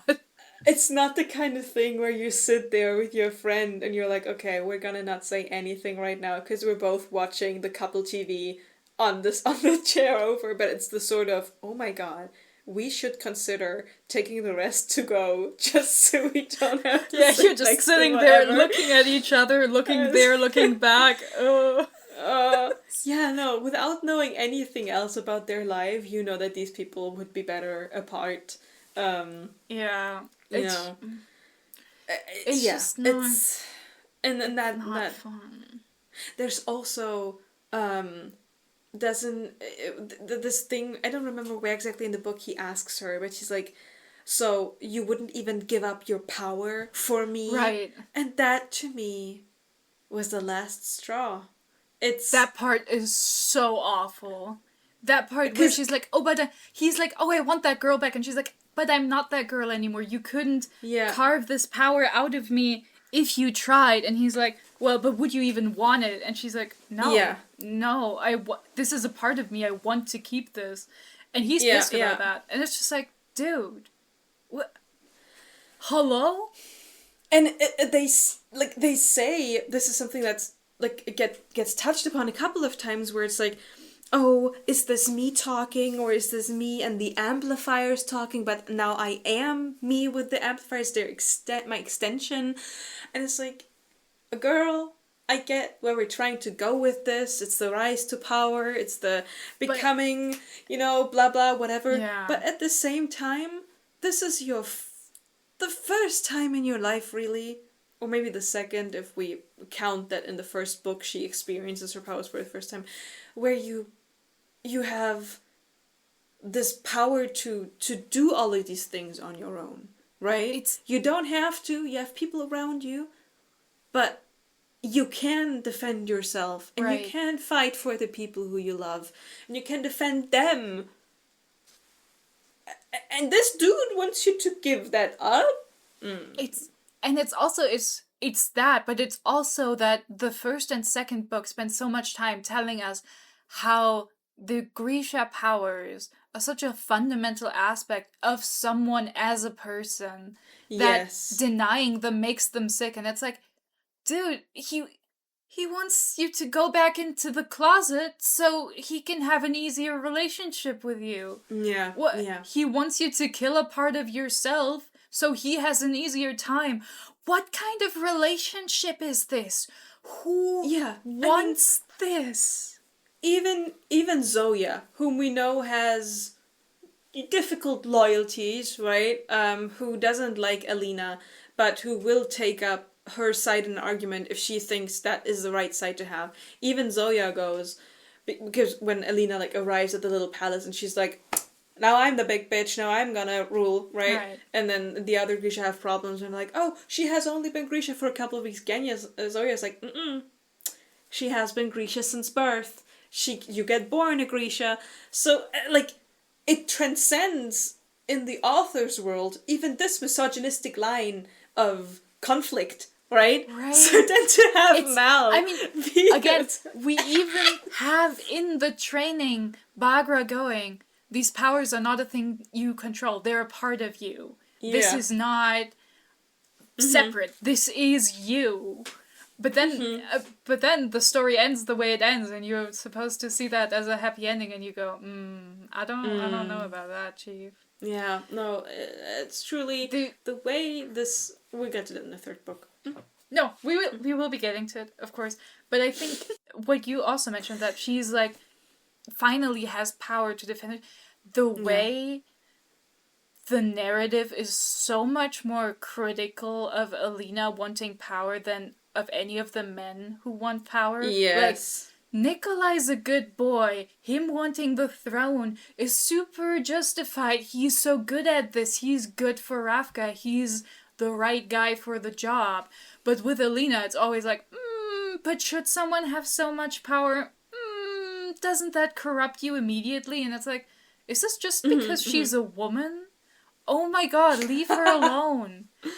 Genuinely, it's why the narrative keeps being but it's a problem, a little bit that she wants more power. And it's like, right, why would a powerless orphan who had no influence, who was just cannon fodder in the army, really appreciate having power and being able to do something she wants and feeling safe and knowing no one there can hurt her or ruin her life just like that?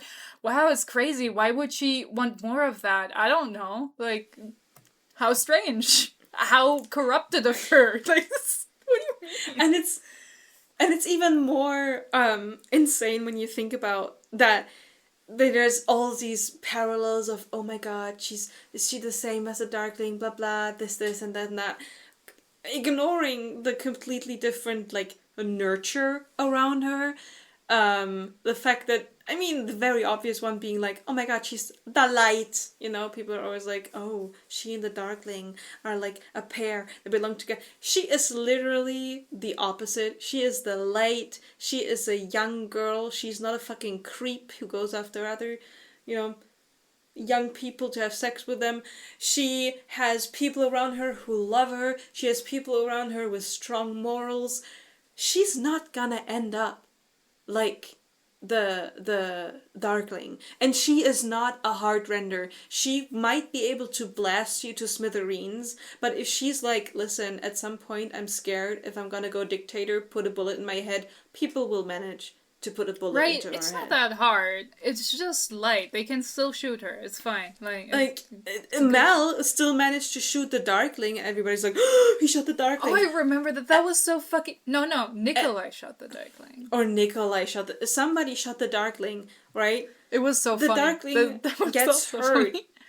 If a bullet gets to this man and Right. he does not have his healers with him, he will also, you know, suffer the consequences. You can just kill him, man. You can just kill that guy. So it's like, they don't turn into this uber being, which is one of the charming, quote-unquote, charming things about the Grisha. They have these special powers. They can age longer, like, they take longer to age because they feed off these Grisha powers, but at the same time, they can still be killed, which is the one thing where it's like, the other people are still scary for us because, you know, they can still just shoot us. Right. It's even a theme in the second book where it's like, oh, the age of the Grisha is gone. The people now have machine rifles. Yeah. Machine rifle Alina away if she gets too strong. But I think the thing there is also that just like, I mean, not to be that guy, but we can tell even immense power doesn't make the Grisha other than human, because the Darkling's still a petty little bitch with the same kind of concerns that other men in his position have. Like, he's not different. He's the same kind of guy. He just can make himself Darkling, a posse of shadow guys to, like, look cool. The Darkling, too, has to go and take a shit. You know, it's at the end, right? They're all human. You can just poison that guy. Because we're talking, there's one person, I feel like now, how much? Yes. 1.5 hour in, I want to talk about the Bagra of it all. This woman. Yeah. Let's talk about the Bagra of it all. There's this one scene, I haven't opened my book right now, because I'm just...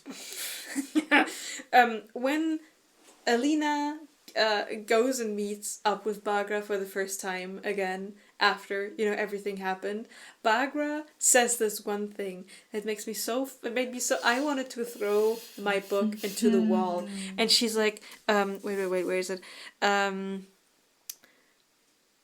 Where Alina is like, oh, Bagra, I need your help. And Bagra's like, I said, get out. She's like, no, please, I need to find the Firebird. I need to get stronger. And then this fucking hag goes, I betrayed my son once, little saint. What makes you think I would do it again? And then Alina's like, well, you wanted to stop him, so like... And then she goes, I wanted to keep him from becoming a monster, but it's too late. You did this to him. Like, thanks to you. He's long past any redemption. And it's like, excuse me? I'm throwing hands for Alina in this moment. I was gobsmacked. I did not remember Bagra being this much of a piece of shit. I was genuinely shocked. I said it, I was like... I think, like, she's also one of the characters where it's like, I can vividly imagine this woman. She's a piece of shit. She raised her son to be a piece of shit. She will never in her life take accountability for the fact that she created this little piss baby who goes around killing and torturing people when he doesn't get what he wants. She goes and blames the first teenage girl she finds immediately. But, oh my god, the fact that, like, that she even gets to say this after it's like, you know, your son, like, tortured you and, like, made you blind after you helped Alina escape. Like, that wasn't even when she got the collar. This was before that. So even if she followed your plans, like, your son was already a freak. Like, that's not on her. It's just, oh man. And then she, like, makes Alina feel all of these, oh, like calls to like, oh, you're taking to power well, oh, you're now also tainted, this amplifier, the second amplifier, it should never exist, it's bad, it's mad sauce. It's like, bitch, shut the fuck up. I'm so over Bagra. She is such a boy mom. She's such a Karen. Sorry to any, like, good Karen out there. She's such a fucking... let me talk to the manager. She's the worst of the worst. No. The fact, like, if I remembered correctly, the third book does so much, oh, we love Bagra, oh, we're so happy she escaped safely, we're so glad that she's fine, and all that, and I'm just like, who cares about this bitch? Not, like, since the books do include the novella that shows us the Darkling as a kid and her as his mom, it's like, okay, you personally are also a fucking psychopath the way you go through life. Like, I'm not saying that the way the world was when you were young has not impacted you to be, like, to have to be this way, but also, I mean, you're the kind of person who specifically looked for a man who was a powerful Grisha in order to conceive a more powerful son. Like, whatever you taught your son, like, whatever he's like, this is your fault. Yeah.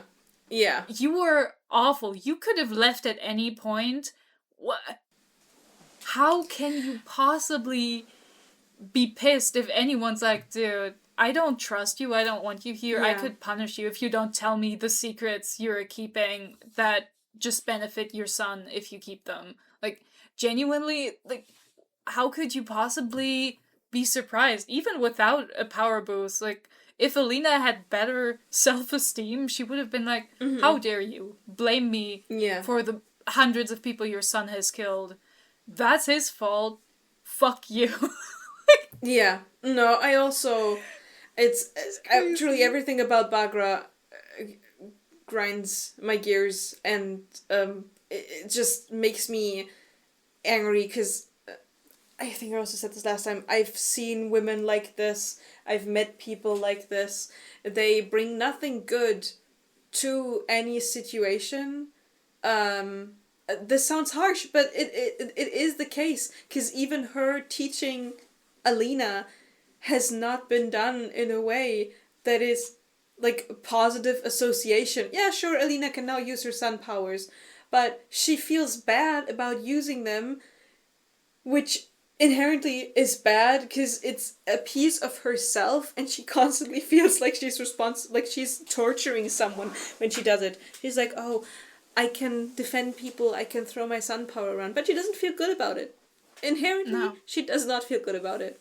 And that very dramatic breaks my heart if you think about it. It's like she traumatized this young girl. Yeah. No, one thing, like, on a totally different level, I'm also like, why the fuck is Bagra here? Because if you just think about it, every time the Darkling makes, like, uncomfortably intense eye contact with Alina and goes, we're the only ones who are like us. Also, my mom's on the side. Also, my mom's kind of like me too. Like, that's the thing. If he was just alone and had always been alone and the only one with his powers, it's not like Alina knows, like, there's anyone else with sun powers. This whole symbolism of them being, like, two sides of the same coin, of them having this connection because they're the only ones like themselves. And then there's also Bagra, who's just like the Darkling, but just a little older and, like, a little weaker maybe, and a little less insane. And it's like, there's just, your mom's been around the entire, what are you talking about, man? I understand you want, like, a girlfriend who's like you, but your mom is just around the corner. She's also like you, and she's been around the entire time. He's like, I totally agree with you. He's like this... the Darkling and Bagra are just a subreddit r/mother-in-law from hell story waiting to happen. Because he doesn't even think about her. I mean, obviously there's reasons why he told Alina they're the only ones, right? But Bagra living there, Bagra getting her own room, guest suite in the home that they're building, doesn't even cross his mind that wouldn't happen. He's like, oh, right. My mom will move in with us. Yeah, my mom will make sure that she hears when we make an air. Yeah. No, it's all fine. It's all good. That's how we do things around here. It's so fucking funny. It's just every time it's like, we're the only two of our kind. It's like, your mom's right behind you, dude. She's right there. What did you... His mom feels a weird tingle. She's like, I did not push out this child out of my vagina for this. It's just so silly. Yeah, like, every time he's like this, and it's just like, there's also, I forgot this, but I also marked this because it was such an absurd scene that it became funny, is while they're still on the ship and the Darkling tells Alina, there's no one else like us. We're the only ones. And for some reason, that shocks her so much. She, like, jumps out of her chair, knocks it over, and starts pounding on the door like mad. And I was just like, Alina, what are you doing? What is this scene? He's like, oh, I expected a different reaction. I expected something like, then let's make more, not this, not whatever this is. This was just really funny. I was just like, this is too absurd. What? He didn't even say anything crazy or threatening, right? She just, like, jumps up, runs to the door, pounds on it like mad, and he's probably also just flabbergasted. He sits there and goes, huh? Does she need to, like, take a shit? What is going on? He also didn't say anything he didn't already tell her, like, 50 times in the first book. That's his catch line. He's like, oh, Alina, there's only two of us. Let's smooch. That's his whole stick.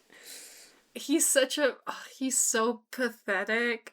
The visions where he starts, when he surprises her, like, where she's half asleep and he starts kissing her and she's like, oh, Mal, and he just keeps kissing her.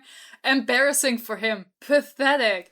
Dude, stop it. I was thinking about the logistics of these visions, because it doesn't get revealed, obviously, on how it happens, and she thinks it's just her mind going crazy, right. And we later find out, no, it is him. He is there in some sort of way.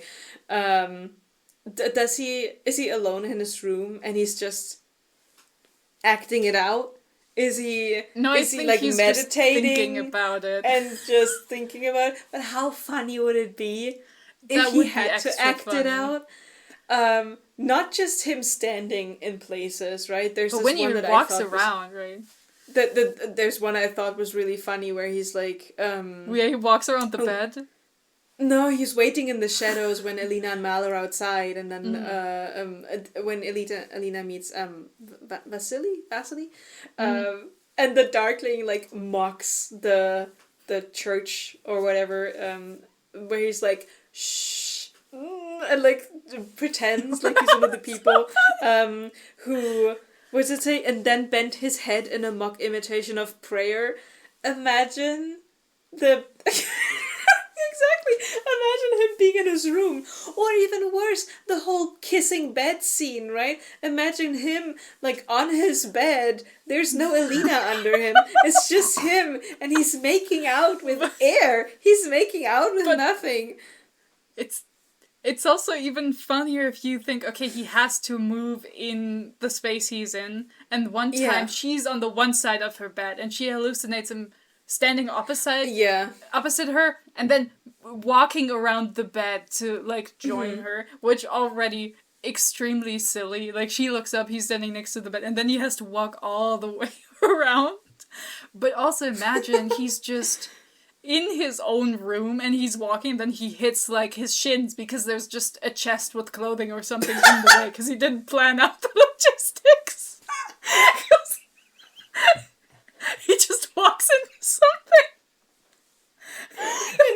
whenever the Darkling doesn't move, he just stands. It's because she caught him at an inopportune time, and he's standing somewhere where he just can't move, so he's just like...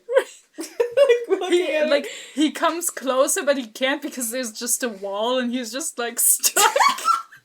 Or, it would look super uncool if he went with his legs to step over something. Imagine you have this scary vision of the Darkling, and suddenly he goes, like the clown from It, where he just does the weird leg movement to get over a box or something. It's He goes Pennywise, yes. The logistics of these visions, I think the same as you, that he was just like projecting through his mind and something, but the thought kept me very entertained every single time a Darkling scene came up. It is really...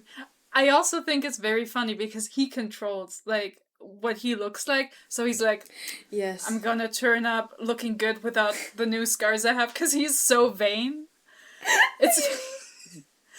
But what's even funnier is actually that, like, Mal is into heroin chic, but so is Alina, because every time the Darkling shows up looking more haggard, thinner, because he's, making more shadow guys, she's like, but he wore it well. Oh, he was even more beautiful like this. And it's just like, Alina, it's unhealthy for him.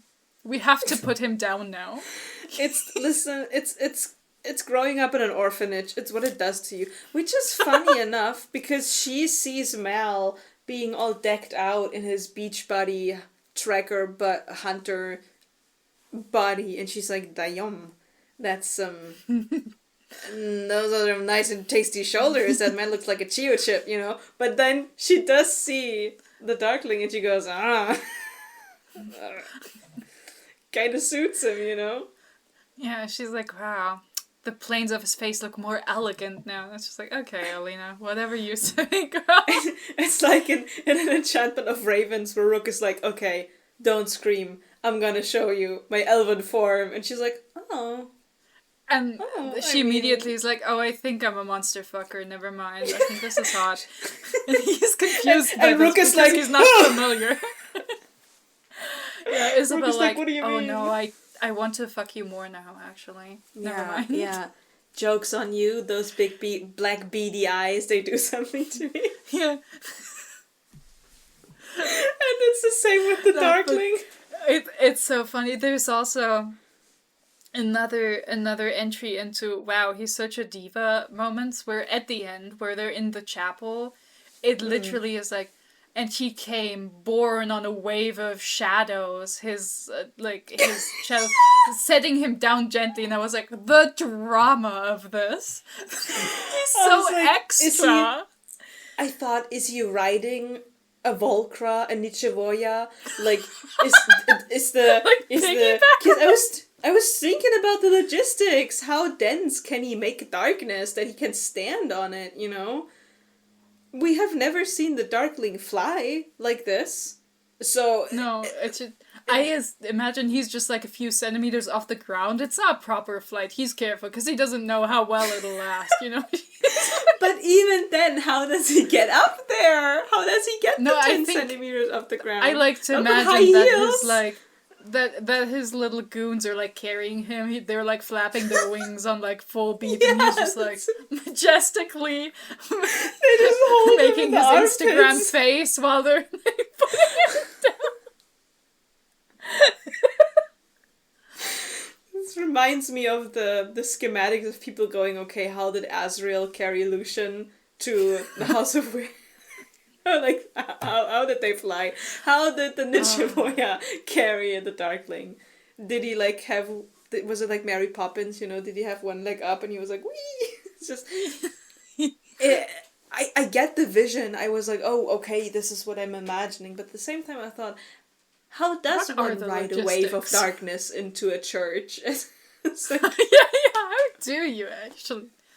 Like, I imagine it looked cool as fuck, but also, I mean, who knows? Maybe it looked silly too. Again, he's trying so hard to be cool. It's really funny. Yeah. Because he's such an unserious kind of guy.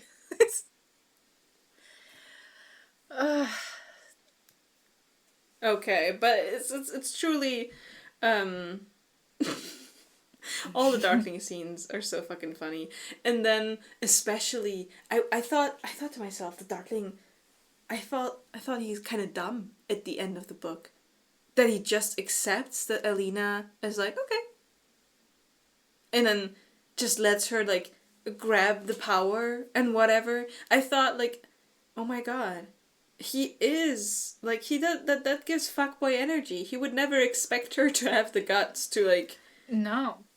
do what she needs to do.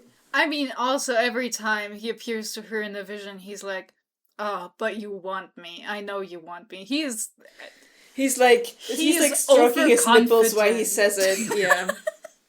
He's overconfident in how much he wants to fuck him. He thinks that the people who write the Darklina fanfic are right, and she has always wanted to fuck him desperately all the time.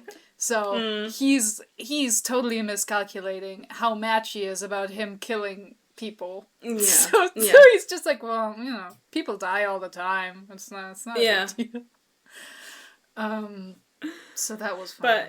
But they're absolutely insane.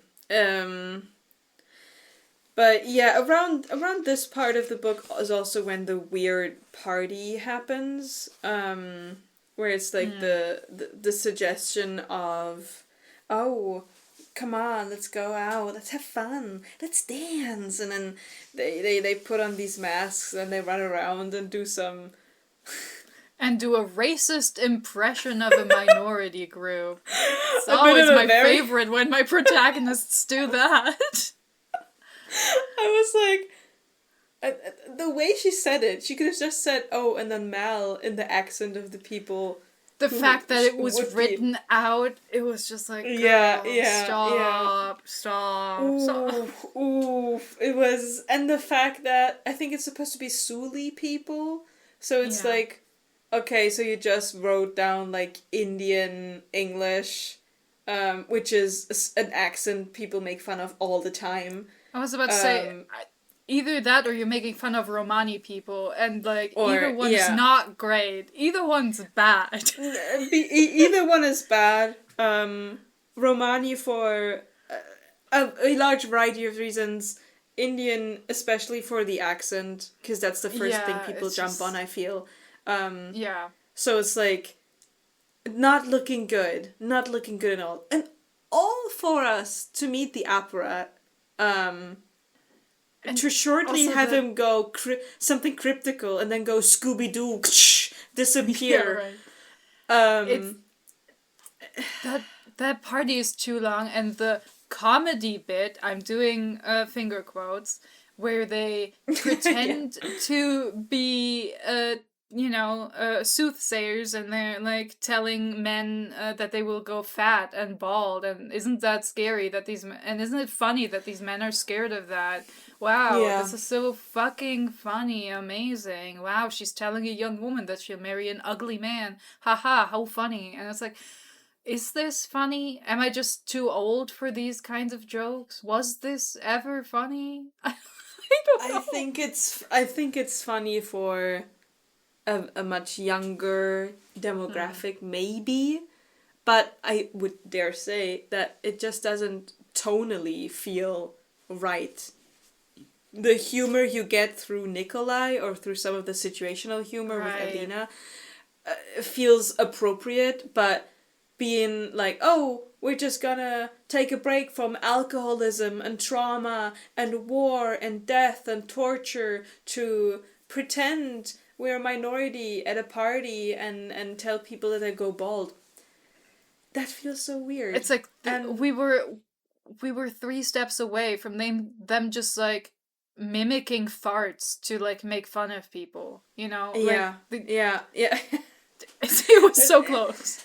And that's why I said it's the only scene where I felt like the pacing was completely off, and honestly a scene I could have done without. We could have put the apparat in at other times. I don't understand why the apparat didn't just appear when they were checking out the church after Talia tells them, hey, I maybe have seen some books in there that could be important. But no, not not at all. Nothing happens in that scene. Because it also would have given a little bit more of a winky wink at Talia's and Tamar's involvement with the apparat. And it would have given Alina a bit of a better chance to go, okay. You know. I mean, she still probably wouldn't suspect anything, but in hindsight she'd go, oh, now this makes sense, huh? There was no need for the party to be there. I think Leigh Bardugo doesn't do this that much, but I would accuse this scene of being an aesthetic scene, you know, where she had had a certain thing in mind on what it would look like, and then she was like, ooh, I really want that. And then she did it again in Six of Crows when they go into the when they break in and get the little scientist guy. At least there it's important and makes sense. Yeah, but I feel like she was like, oh, the idea is so cool, and then Six of Crows she was like, I can finally properly use this, you know, again. Right, it's just not... We have enough other parties happening while Alina is at court. We don't... Yeah. This was nothing. I understand that the whole, the cult of the Sun Summoner... I feel like either the narrative needs to devote more or less time to it, but the current situation is not ideal. Either we don't do it, or it should be more important. If it's important, it should be more present. It should be a more present concern for everyone, but it's mostly just them mentioning... Oh, there's a lot of pilgrims. Oh, the apparat is gaining power. People are defecting to be in the Sun Summoner's cult. And it's like, okay, but we're not having logistical concerns. We're never planning, can we use these people against the Darkling? Yeah. Oh, is there could we use them as a spy network to help against the Darkling? Because clearly they're anti the Darkling if they love Alina. It's just... It's never a big concern, but then it's so, important, at least for the beginning of the third book. It's just, I don't know. I would have liked more or less. Either we just don't really talk about it at all and stop mentioning it halfway, or we do more. Yeah. But yeah, no, I agree with you.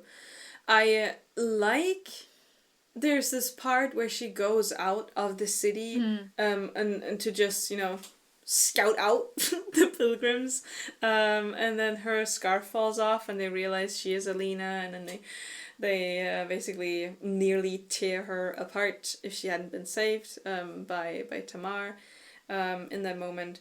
And I feel like we could have done something more interesting there. And there's this little teaser of, these people are, they are crazy. But yeah, that doesn't really go anywhere, because part of it is being saved for the third book, but at that point you can't really know that is going to happen in the third book. And the third book also, the most contact she has is just people going, Sancta Alina, and mostly the apparat. He is the sort of linking piece between that plot device and Alina. So I agree with you that it feels like an odd ratio. A little bit less concern about Mal. A little bit more... I was about to say, just take some of those pages. I am becoming a saint. Yeah. You don't have to put them in. You don't have to cut a significant amount or add a significant amount of pages. You can just go switch the ratio a little bit, and you're fine. Yeah. Yeah, totally. It's just... Yeah. One thing I did like was the whole situation with David. A little... I don't know. Our little inventor guy. Because I remember when I read the book the first time, I thought, are they ever going to address the fact that, he kind of sort of put the collar on her and, worked with the Darkling and all these kind of things. And I just think he's a neat little dude. And I like the the way he's characterized. I think he's fun. Yeah. I do. I do think for like a side character, he's fine. Yeah. I will say I don't. It's another thing. I feel like sometimes Leigh has an idea and then she fixates on it. There's so much page space devoted to their one countermeasure, these two bowls of glass that are supposed to magnify Alina's power, and it's like the one thing they work on, and then it gets sabotaged and doesn't work quite as good anymore when the attack comes unexpectedly. But there's so much time devoted to this one thing, and you just wonder, okay, maybe they could work on more than one. Maybe it feels. They did make Grenadki. Don't forget those. Oh, dude, that's another thing. I forgot. I opened the book and I forgot about the Russian words and the italicization. And the moment I saw the first word, I was like, no, I remember. It was just such a gripe we had in the first one. Yeah, it is so annoying. But this book was worse because near the beginning, when they're traveling with Nikolai, and somebody who, like, one of the people who are trying to sell fake relics calls out to Alina in Russian. Yes. And the book treats it as if Alina doesn't understand Russian, yeah. And she just heard the name, like her name, and she was like, "Oh, he knows me," and everyone's like, "No, he just said he has Alina bones." Like, what was that scene? Alina speaks the language of the country she lives. What do you mean? Maybe he was speaking Old Russian. I don't know. Yeah, that scene was insane. Also a thing. That was a crazy choice. Like, what? What do you mean she doesn't speak Russian? You make her look extremely stupid. Yeah. It's this thing where obviously you assume, because nearly every author does this, if a book takes place in a country where a different language is spoken than the language the book is written in, right? Obviously, you assume they are speaking that language. If you read, as a German, all of these books taking place somewhere in the US or the UK, because they're from US or UK authors, you expect them to speak English, obviously, and not German in the English countryside. So obviously we assume that whatever happens here is being said in Rafkin, because other languages are also mentioned. Fjorden is mentioned, Shu is mentioned, Kurch, all of it. And then this guy says something. I didn't write that down, but now that you say it, I'm like, what? Yeah. That scene pissed me off so much. I sat there genuinely flabbergasted. I was like, did you seriously write this? And nobody who looked over this went, hey, what? Why? That was crazy. I just also, again, the book keeps using Russian words as like proper nouns for like fun things, like the new fighter squad that calls themselves the Zeros because they're like neither first nor second army. The name for the shadow creatures, all that stuff. And it's just like, just make it a capitalized proper noun in English. Don't do that. Why are you doing this? Don't do this. It's so annoying. Oh, the more words come in there, and I'm just like, stop. You don't need to italicize all of this. Stop. At least this time it's not like 50 mentions of kvass that are italicized. The first book was really heavy on the kvass, man. Yeah. Oh, no. Yeah, I found the spot in the book, and it's not like long sentences, but... No. Yeah. And the thing is, she understands. So, many of the tables were littered with what looked like bits of rock and chicken bones. I'm gonna butcher this. Provinio osti, the peddler shouted. Auchenio osti. Real bone. Genuine bone. Shush. She understands that. And then later on, this old man says, Net. Spasibo. And cried, Alina. Auchenia Alina. How does she not get this? Right? She literally, it's her POV. She says real bone, genuine bone, after what he says. So how does she not understand?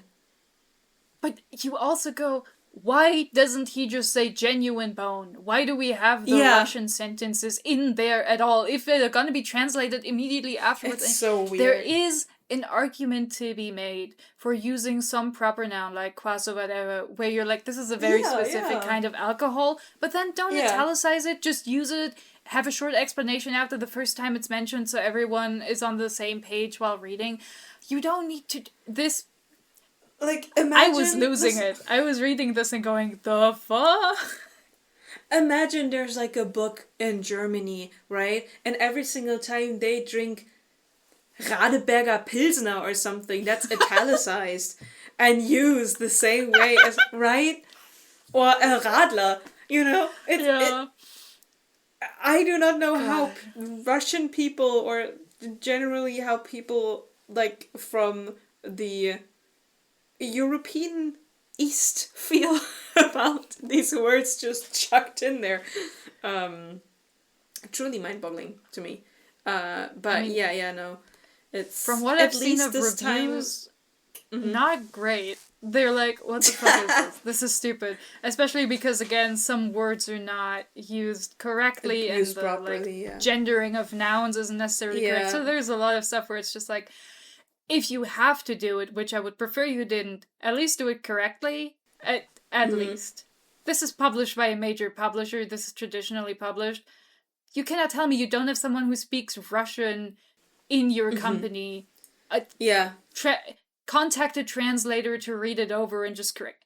It can't be that hard. It can't be that expensive. It takes like an hour to just look through the list of Russian words that are going to be in there. Have someone be like, okay, yeah, this should be this. It shouldn't be hard. Why didn't they do that? Yeah. She must have like one of those like collection sheets that editors do. I don't even know which of the editors does it, but there's one level of editor who goes through and looks for continuity and all that kind of stuff. Style sheets. And they must have like a Rafkin word sheet, you know, that they could just hand over to a person and be like, hey, does this make sense? This is the word that we use for alcoholic beverage. This is the word we used for garment that these people wear. You know, at least I didn't have to read the word kefta like 10 times per page this time. That's true. It was spread out like adequately, I would say. That's true. Again, some wins, some losses, not. But yeah, no, that part, that got me. Absolutely. I mean, this is an issue that spans the whole series, so it's gonna also annoy us. It's gonna keep coming up. Yeah. It's the same with like Matos. It's like, just call it magic. Just call the good thing the small science and the thing you're not supposed to do magic. That's fine. We need to have, what was it? We need to have this cool thing where magic is the same word as... Abomination. Abomination. So it's cool. You can just say that still, even without that word. Oh, it adds to the vibe. My god. You truly... this is such an exotic country. They have different words. I always have to put this onto German. It's like, the word for a round object you can throw is Ball, but it's also the same word for a party you throw. And, I mean, that's the same in English, dresses. Which makes it even funnier.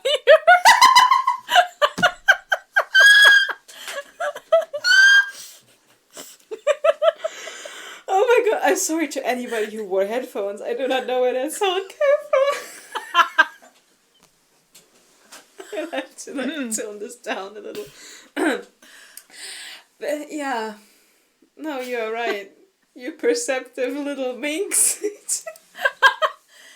No, but again, it feels so silly because it's just like, It's such a quintessentially American thing to do. It's like, well, it's a different language, so it's immediately cool, and everyone who speaks the language is like, it's just a word, man. What do you mean? It's not cool. I would say, I'm just gonna throw everybody into the same pot. I would say this is an English native tongue thing to do. It's like... That's true. It is I would say, pretty common. In my limited experience I've had in real and online spaces with US Americans, they do get a bigger boner for saying, oh, we're actually European. But the thing with, oh my god, other languages sound so... I feel like the European equivalent is Latin, you know, where we're like, oh my god, Latin sounds so sexy and cool. And it's like okay. Random Latin or random Greek words. Both of these. Both of these. Yeah, yeah. That's like the equivalent, you know? Yeah. That's true. No. But yeah, that, another thing that, we haven't quite talked about, Alina and her amplifiers. There is... I feel like the world building around amplifiers is a little vague. They're like... I mean, Alina is like, oh, I read this very dense philosophical text that described it as like, oh, why shouldn't a Grisha have more than one amplifier? Well, let me answer a different question. What is infinite? The universe and the greed of man. And it's like, okay, but that's not an explanation. Yeah. Also, if you call a lot more things that are infinite. So... I mean, first of my thought was like, oh, that's interesting. Their conception of the world is that the universe is infinite, which is a pretty recent idea. Like, that's a very... Like, getting there is... Like, that's very new. I'd love to know what their astronomers are doing. But on the other hand, I'm like, if Grisha power is the small science, would they not have used their abilities as heart rendered, like with their understanding of the human body, wouldn't they have found the mechanism by which amplifiers work? Couldn't they feel that somebody's like magic or whatever starts being different once they have an amplifier, and that precludes them from bonding to another or whatever? I feel like that's something Grisha scientists would work on, because it's an interesting topic and a relevant thing for them, right? It's like the one big thing they have going on, amplifiers.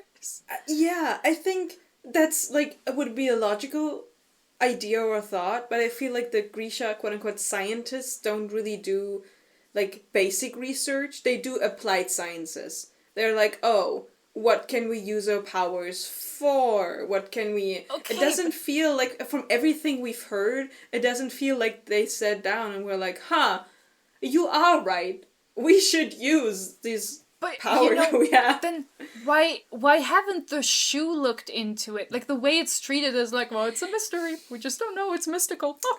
Whatever. The shoe like, just take people apart, you know? That's true. They just like cutting people open and like looking at the organs and go like, well, looks human. Gotta cut up the next one. Like, maybe that one will be different.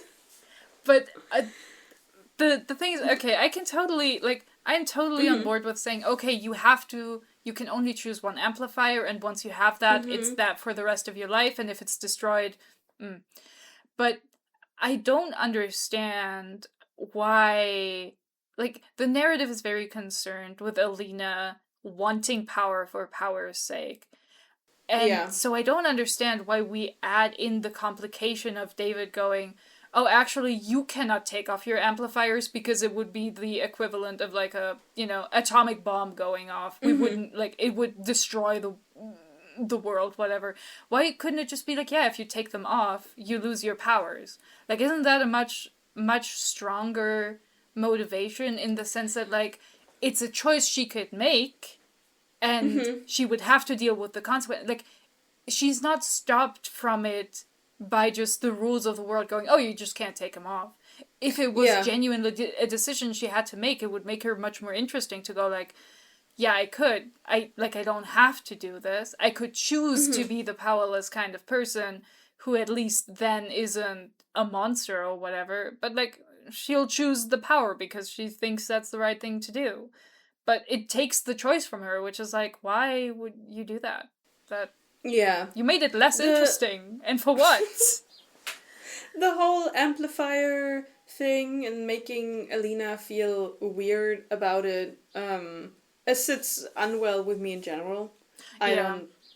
Maybe it's because I'm a fan of the power crawl, but I feel that if we give our protagonist, who is insanely insecure about her powers and her place in the world, the opportunity, not even the opportunity, more or less the expectation to be like, hey, you need to be stronger, in order for you to beat the big bad villain. And if you don't get stronger, then we will be angry with you and everybody will die and it will all be horrific. So she's like, okay, so my only alternative is to get these amplifiers. And they're like, yeah, good idea. And then she gets the amplifier and like literally all of them turn around and are like, Alina, that's not what great. A whore, what a slut for power you are. And she's Right. like, it sets such a weird tone. If it was just her internally struggling with it, I'd be like, okay, that's something that happens, inside. But especially all the other Grisha, knowing how important their amplifiers are for them, they should be very much on her side. And they should be like, okay, right, this is great. And like, I don't know. In the third book, we find out lore that these amplifiers were specifically made to be used together. It's not just like, oh, the Darkling feels like they should be used together. They are literally meant to be all one part of a whole. So it's just like, okay, but then why is it weird that she wants like it?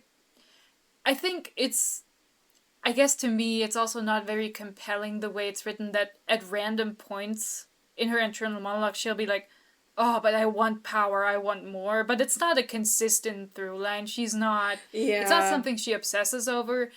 So it's like, it could be fine if she was just like, no, I need the third amplifier because I don't feel complete. I feel like that's a much more better motivator for her to go like, oh no, I need it. Or even to go, yeah, she has the two now, but without the third, it's unstable. Like, this chair is supposed to have 3 legs, but currently it only has 2. There's a bit of a problem going on, which could also be a good motivator. But I feel like the whole punishing her for wanting power and wanting to use power for good is it's very annoying to me. I don't like it. I just don't love it. Yeah, me neither. As me neither. Because truly, again, like, it's not like anyone's like, hey, Nikolai, don't you think it's fucked up that you want to be king? It's just like, no, it's a good thing to want to have power if you want to do good things with it. Because if you don't have power, then you can't affect the world positively. And again, we also know if somebody wants to destroy the fold, which is a huge problem, she needs more power because she's not strong enough yet, and it's going to save hundreds of thousands, millions of lives down the line if that thing is destroyed. It's just, everyone's like, oh, you're such a weirdo since she became powerful, and it's just like, but she's not. She's just cranky because she's in a very stressful situation. You can't even blame this on the amplifiers. I think anyone would be extremely on short fuse if this was the situation they were in. That's what I was about to say. Like, to give her the benefit of the doubt, all the scenes we do see her losing her temper, quote unquote, and saying things like, I mean, I'm biased with Bagra when she tells her, you do know I could take all of these nice things away from you and just leave you fucking blind and, like, shitting in a chamber pot somewhere. But whenever Alina does have her dark side come out, it's a very understandable situation for a teenager who was put into this situation to like, crack in that sense. The moment when she destroys the roof, or like she gives the roof a new window, and she is just like, oh my god, I just want to get this fucking blabbermouth out of my face. He does not understand the situation. Fucking hate this guy. He never liked me. And she thinks about, just cutting him away, and she does the cut, and she's like, oh my god. Call me women's rights and women's wrongs. But I felt like to me, that did not read like, oh my god, the amplifiers are changing her. No, she needs a good night of sleep, rest, a little spa treatment, someone to say, hey, for Mal to say, hey, Alina, I'm gonna do office duty today. I'm gonna do what needs to be done. Nobody needs to know it's me doing it. You can sleep on the couch in the office. But no. Right. So, it truly is just like, she is running on too little hours of sleep. She's being hunted for sport. I feel like this is like a crazy stressful situation. She needs to resolve it immediately. What else are you, like, obviously she's pissed. Anyone would be stressed. So it's like, I'm not saying you can't write a woman going mad with power or whatever, but it just doesn't track with the narrative itself, because the narrative is too busy, salivating over Mal to actually to actually focus on this bit. So overall, that whole thing with the amplifier ties into what we talked about earlier with her power and her stepping into that power, and she's just being confused by people left and right because they tell her one thing and then they want her to do the other thing, when she has done the first thing. So that it's also, I don't know, she doesn't seem that much more powerful than the Darkling, who who doesn't even have an amplifier. He also happens to be an amplifier, but that doesn't actually increase his powers, right? So, I mean, we don't know what of a Lauch he was before, but like, there's no comparison for us. There's, in general, no comparison for us to Grisha. We know before they get an amplifier to after they get an amplifier. That's Grisha we meet. True. That have been said to be insanely powerful at some point. Alina does spot that they have an amplifier. So it's like, we have no point of reference there. Yeah, no, it's just, I understand that the amplifier hunt is important to the story, but also, it's one of my less favorite parts, and we will get to more of it in the third book, because the third book will collapse the world into just one family that did a lot of shit, and now everyone has to deal with the fallout. That's just half the world's problems are just this one group of people. The rest of the world and Ravka has to go to therapy because Bagra didn't. These people didn't, right? Let's just lay it out for everyone to think about this. That's why I'm so pissed at this woman. I'm like, oh. Right. So much of this is her fault. Yeah. Listen, I like to not blame women and, again, be like women's rights and women's wrongs, but no. You gotta be accountable of your own share of... This is a sort of women's wrong I don't like. Yeah. It's like, if you're gonna do women's wrongs, at least stand by them and don't point at a teenager and go, oh, actually it's her fault. It's like...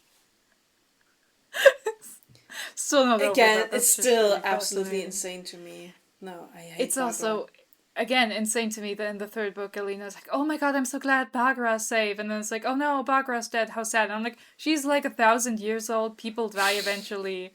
Who cares? And like, oh no. Oh, spoilers, by the way. Oh no. Bagra dies. Spoilers. Oh. Yeah. It really is just like, oh. It's yeah. I will have to say, I read these books after I saw cosplays and after I read Six of Crows, and I liked the Six of Crows, so I was like, oh. And throughout the whole series, I was like, why does Alina not have white hair? When because white hair? Because I saw fan art and cosplays, and then it finally happens at the end of Siege and Storm. And I remember when I first read the book, I couldn't even celebrate her getting her anime hair, Because she's like, but I don't have my powers anymore. I was like, fuck! We have the white hair, but at what cost did we gain it? I was so sad. I was so sad. It also made me wonder whether or not the Darkling actually can get white hair if he uses too much Merzost. But I guess he's too cool with his black hair, so he does not get white hair. We need the symbolism. He's not allowed to change his hair color. If it were to go white, we just need him to get some hair dye and fix the problem. He's not Kiki with little Boba. He's just Kiki, you know. He doesn't get mixed. But yeah, and they're yin yanging each other perfectly now with the white hair. Yeah, and again, I was never like a big Darklina shipper, but anything's better than Mal. Like, I get this way more than anyone who's like rooting for Alina and Mal to be together. I'm like, they're already acting like people who ought to be getting a divorce after like 10 years and 3 cheating incidents. You cannot convince me they should be together. I don't believe it. To me, they feel like this young couple in their early 20s, where it's like, listen, guys, you've been together since you're 15. People change. People grow up. It's okay to break up. And instead of breaking up, they reveal that they're pregnant and will be married in the next 6 months, so that the child will be born in wedlock. You know, that's the vibes that they give off. Yeah, and you're already like, oh my god, the poor child should have never right happened. It's just, oh man, these two people should not be together. Yeah. And I mean, again, Netflix show Mal is such a cutie. It does not compare to book series Mal at all. No. I mean, I'm glad he got fixed a bit for the adaptation. Leigh Bardugo saw what she wanted people to read and what they actually read, and then she was like, no, I'm gonna make this more clear the second time around. My second chance that I have, I'm gonna make it more obvious of what I was actually going for. And then she gave Mal the character that she wanted him to have. Yeah. I guess, I mean, I don't know how old she was actually when she wrote these books. I would have said early 20s, but I have no idea, actually. I don't usually look up information on authors, like, at all. I don't really care. I'm here for the story. Okay, let me Google this real quick. 35! In an interview, she has said, I was 35 when I started writing Shadow and Bone. That's a little older than I would have hoped for someone who writes women like this. Yeah. Well, that's interesting. Good to know. In an interview published by The Nerdist, she said, I was 35 when I started writing Shadow and Bone, and my only goal was to finish a book because I had never managed to do it. My father had passed away just recently. I was in a terrible, scary, awful relationship. I was in a very bad place, and I'd also reached this point where I thought my tombstone was going to say she had potential. So I decided I'm going to write a book, and it doesn't have to be a good book. It just has to be done, and then I'll know that I'll be able to do it. Well, she was right. It's not necessarily a good book. I mean, obviously, this is the first, draft we're talking about. The first draft. No, of course. But I didn't publish my book until I was 37. I mean, that's not unusual. Like, it takes a while, especially for a first. No, yeah, of course. But it puts it even more into, like... Yeah, man. She was, unfortunately, already 35. Because that means when she wrote Siege and Storm, she was at least 37. 37-year-old writing this kind of relationship and going, yeah, this is gonna be endgame, guys. This will all be worth it by the end. It's like, well, maybe big don't know. brain thought. Maybe at this time she was already that far removed from what it was like to be a teenager, and she just had this very bad experience in the other relationship with the Darkling that she was like, I'm sure this is how the teenagers would look like, and instead it reads like what we just discussed. Yeah, it's well, it's interesting to say the least. I think I only have one last note that we haven't really talked about, which is it's not a big point. It's just an observation that I thought was interesting. That is that in our cast, the only people of color we have are Talia and Tamar, who are also, out of our main cast, the only people who believe that Alina is literally a savior and who pray to her, and that's it's just an interesting constellation. Is all I'm gonna put up there. Yeah. I will say I don't love that. I would say that it does feel weird. It does not feel intentional, but with all the other little tidbits of this is weirdly racist we have collected over the past 2 hours, it does make you go, huh. It makes you go, this is not my favorite bit, once again. It also makes me remember that on the maps there is the southern colonies, which also never get explained, which you pointed out to me when we talked about, like... Yeah. When we in private talked about colonial powers of Ravka and Kerch. Yeah, this is a very... An interesting choice, especially... There's also this... how do I put this?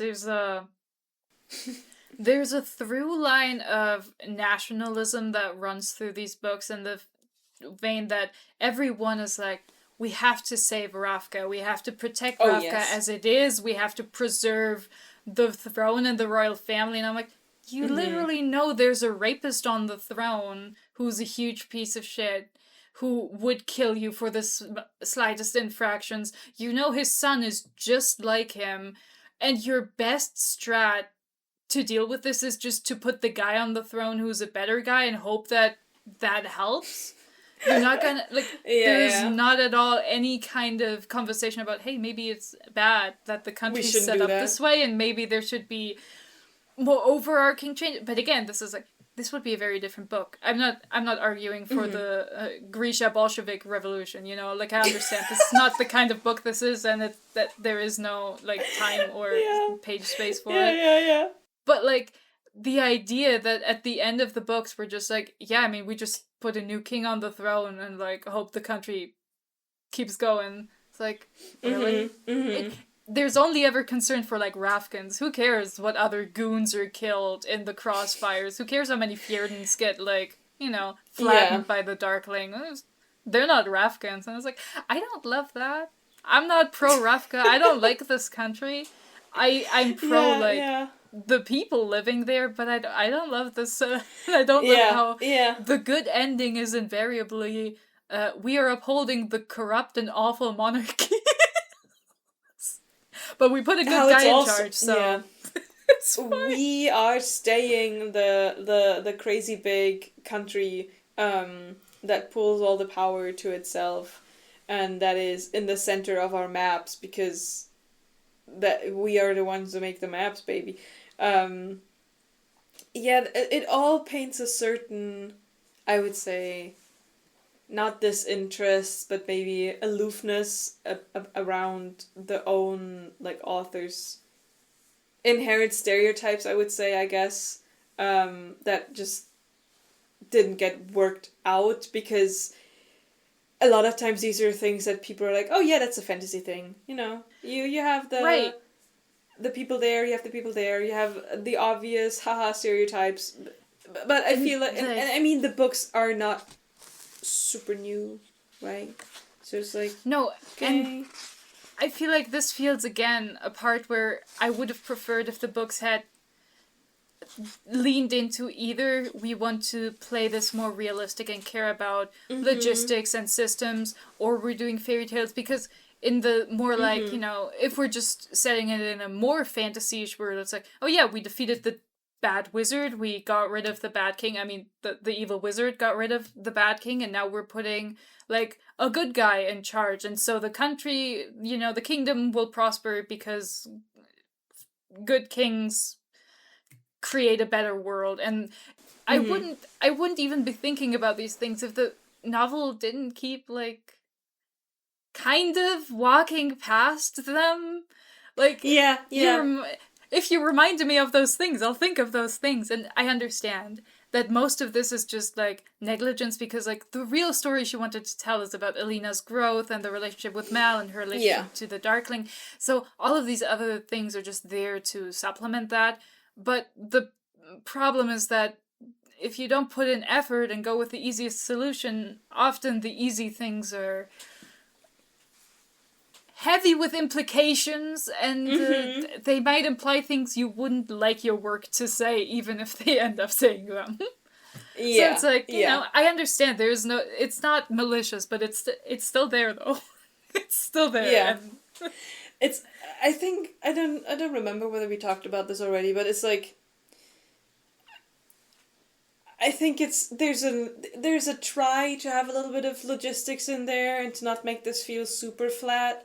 You could achieve what you were trying to say, or what you would be rooting for, with just a little bit more magic, a little bit more whimsy. Keep the logistics and everything she's trying to do in terms of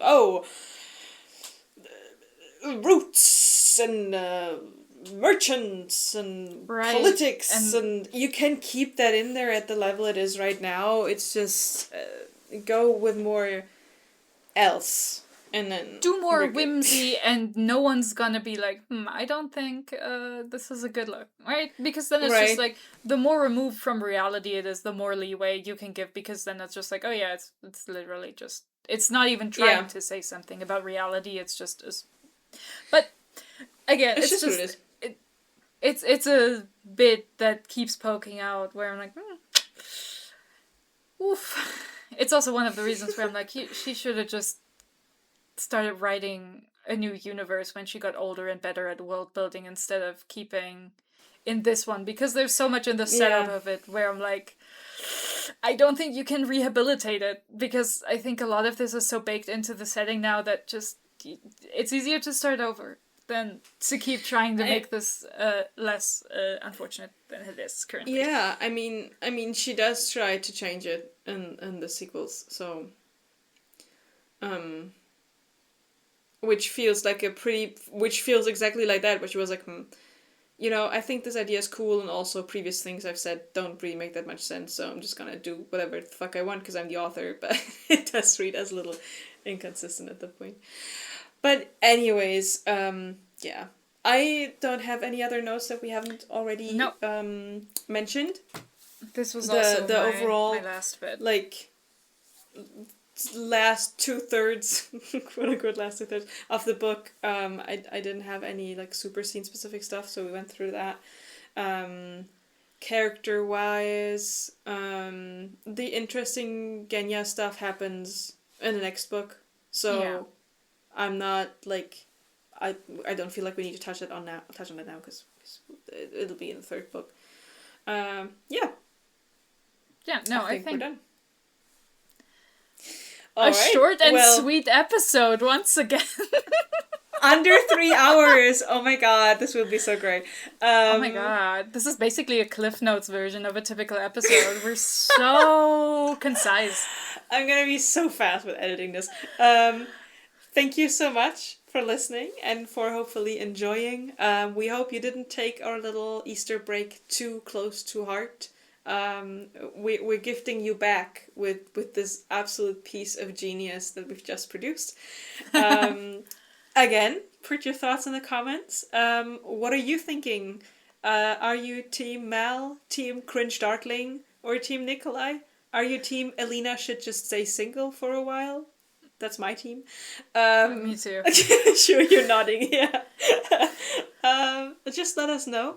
Wait, and thank you. We didn't rate. Wait, we didn't give our ratings. I give this 3 stars. It's like it's okay. It's like it's not bad. It's not good. It's just middle of the road. It's fine. Listen, I finished this book. I type in my rating in Goodreads because I remember, I rated Shadow and Bone 4 stars, and I really had a lot of fun with Siege and Storm, and it's my favorite out of the 3. So I'm like, okay, 5 stars. I think half a day later, I get, like, without context, a message being like, from me. 5 stars? Capital 5 letters. question marks. Yeah. Question marks, exclamation marks everywhere. And then we already had this discussion about rating the book. I'm gonna rate it 5 stars. I enjoyed it. With all the nagging I did, it's not because it's bad in the book. It's because it's grinding my gears that Mal exists, and Bagra. But they're not badly written, so for me it's because a 5 stars. From the same family. Family sucks. Stop! Oh my god. This is Hereditary. Oh my god. Yeah, no, it's all just... Well, with that my god. revelation, we will leave you until our next episode. Again, thank you so much for listening. Bye bye. Goodbye.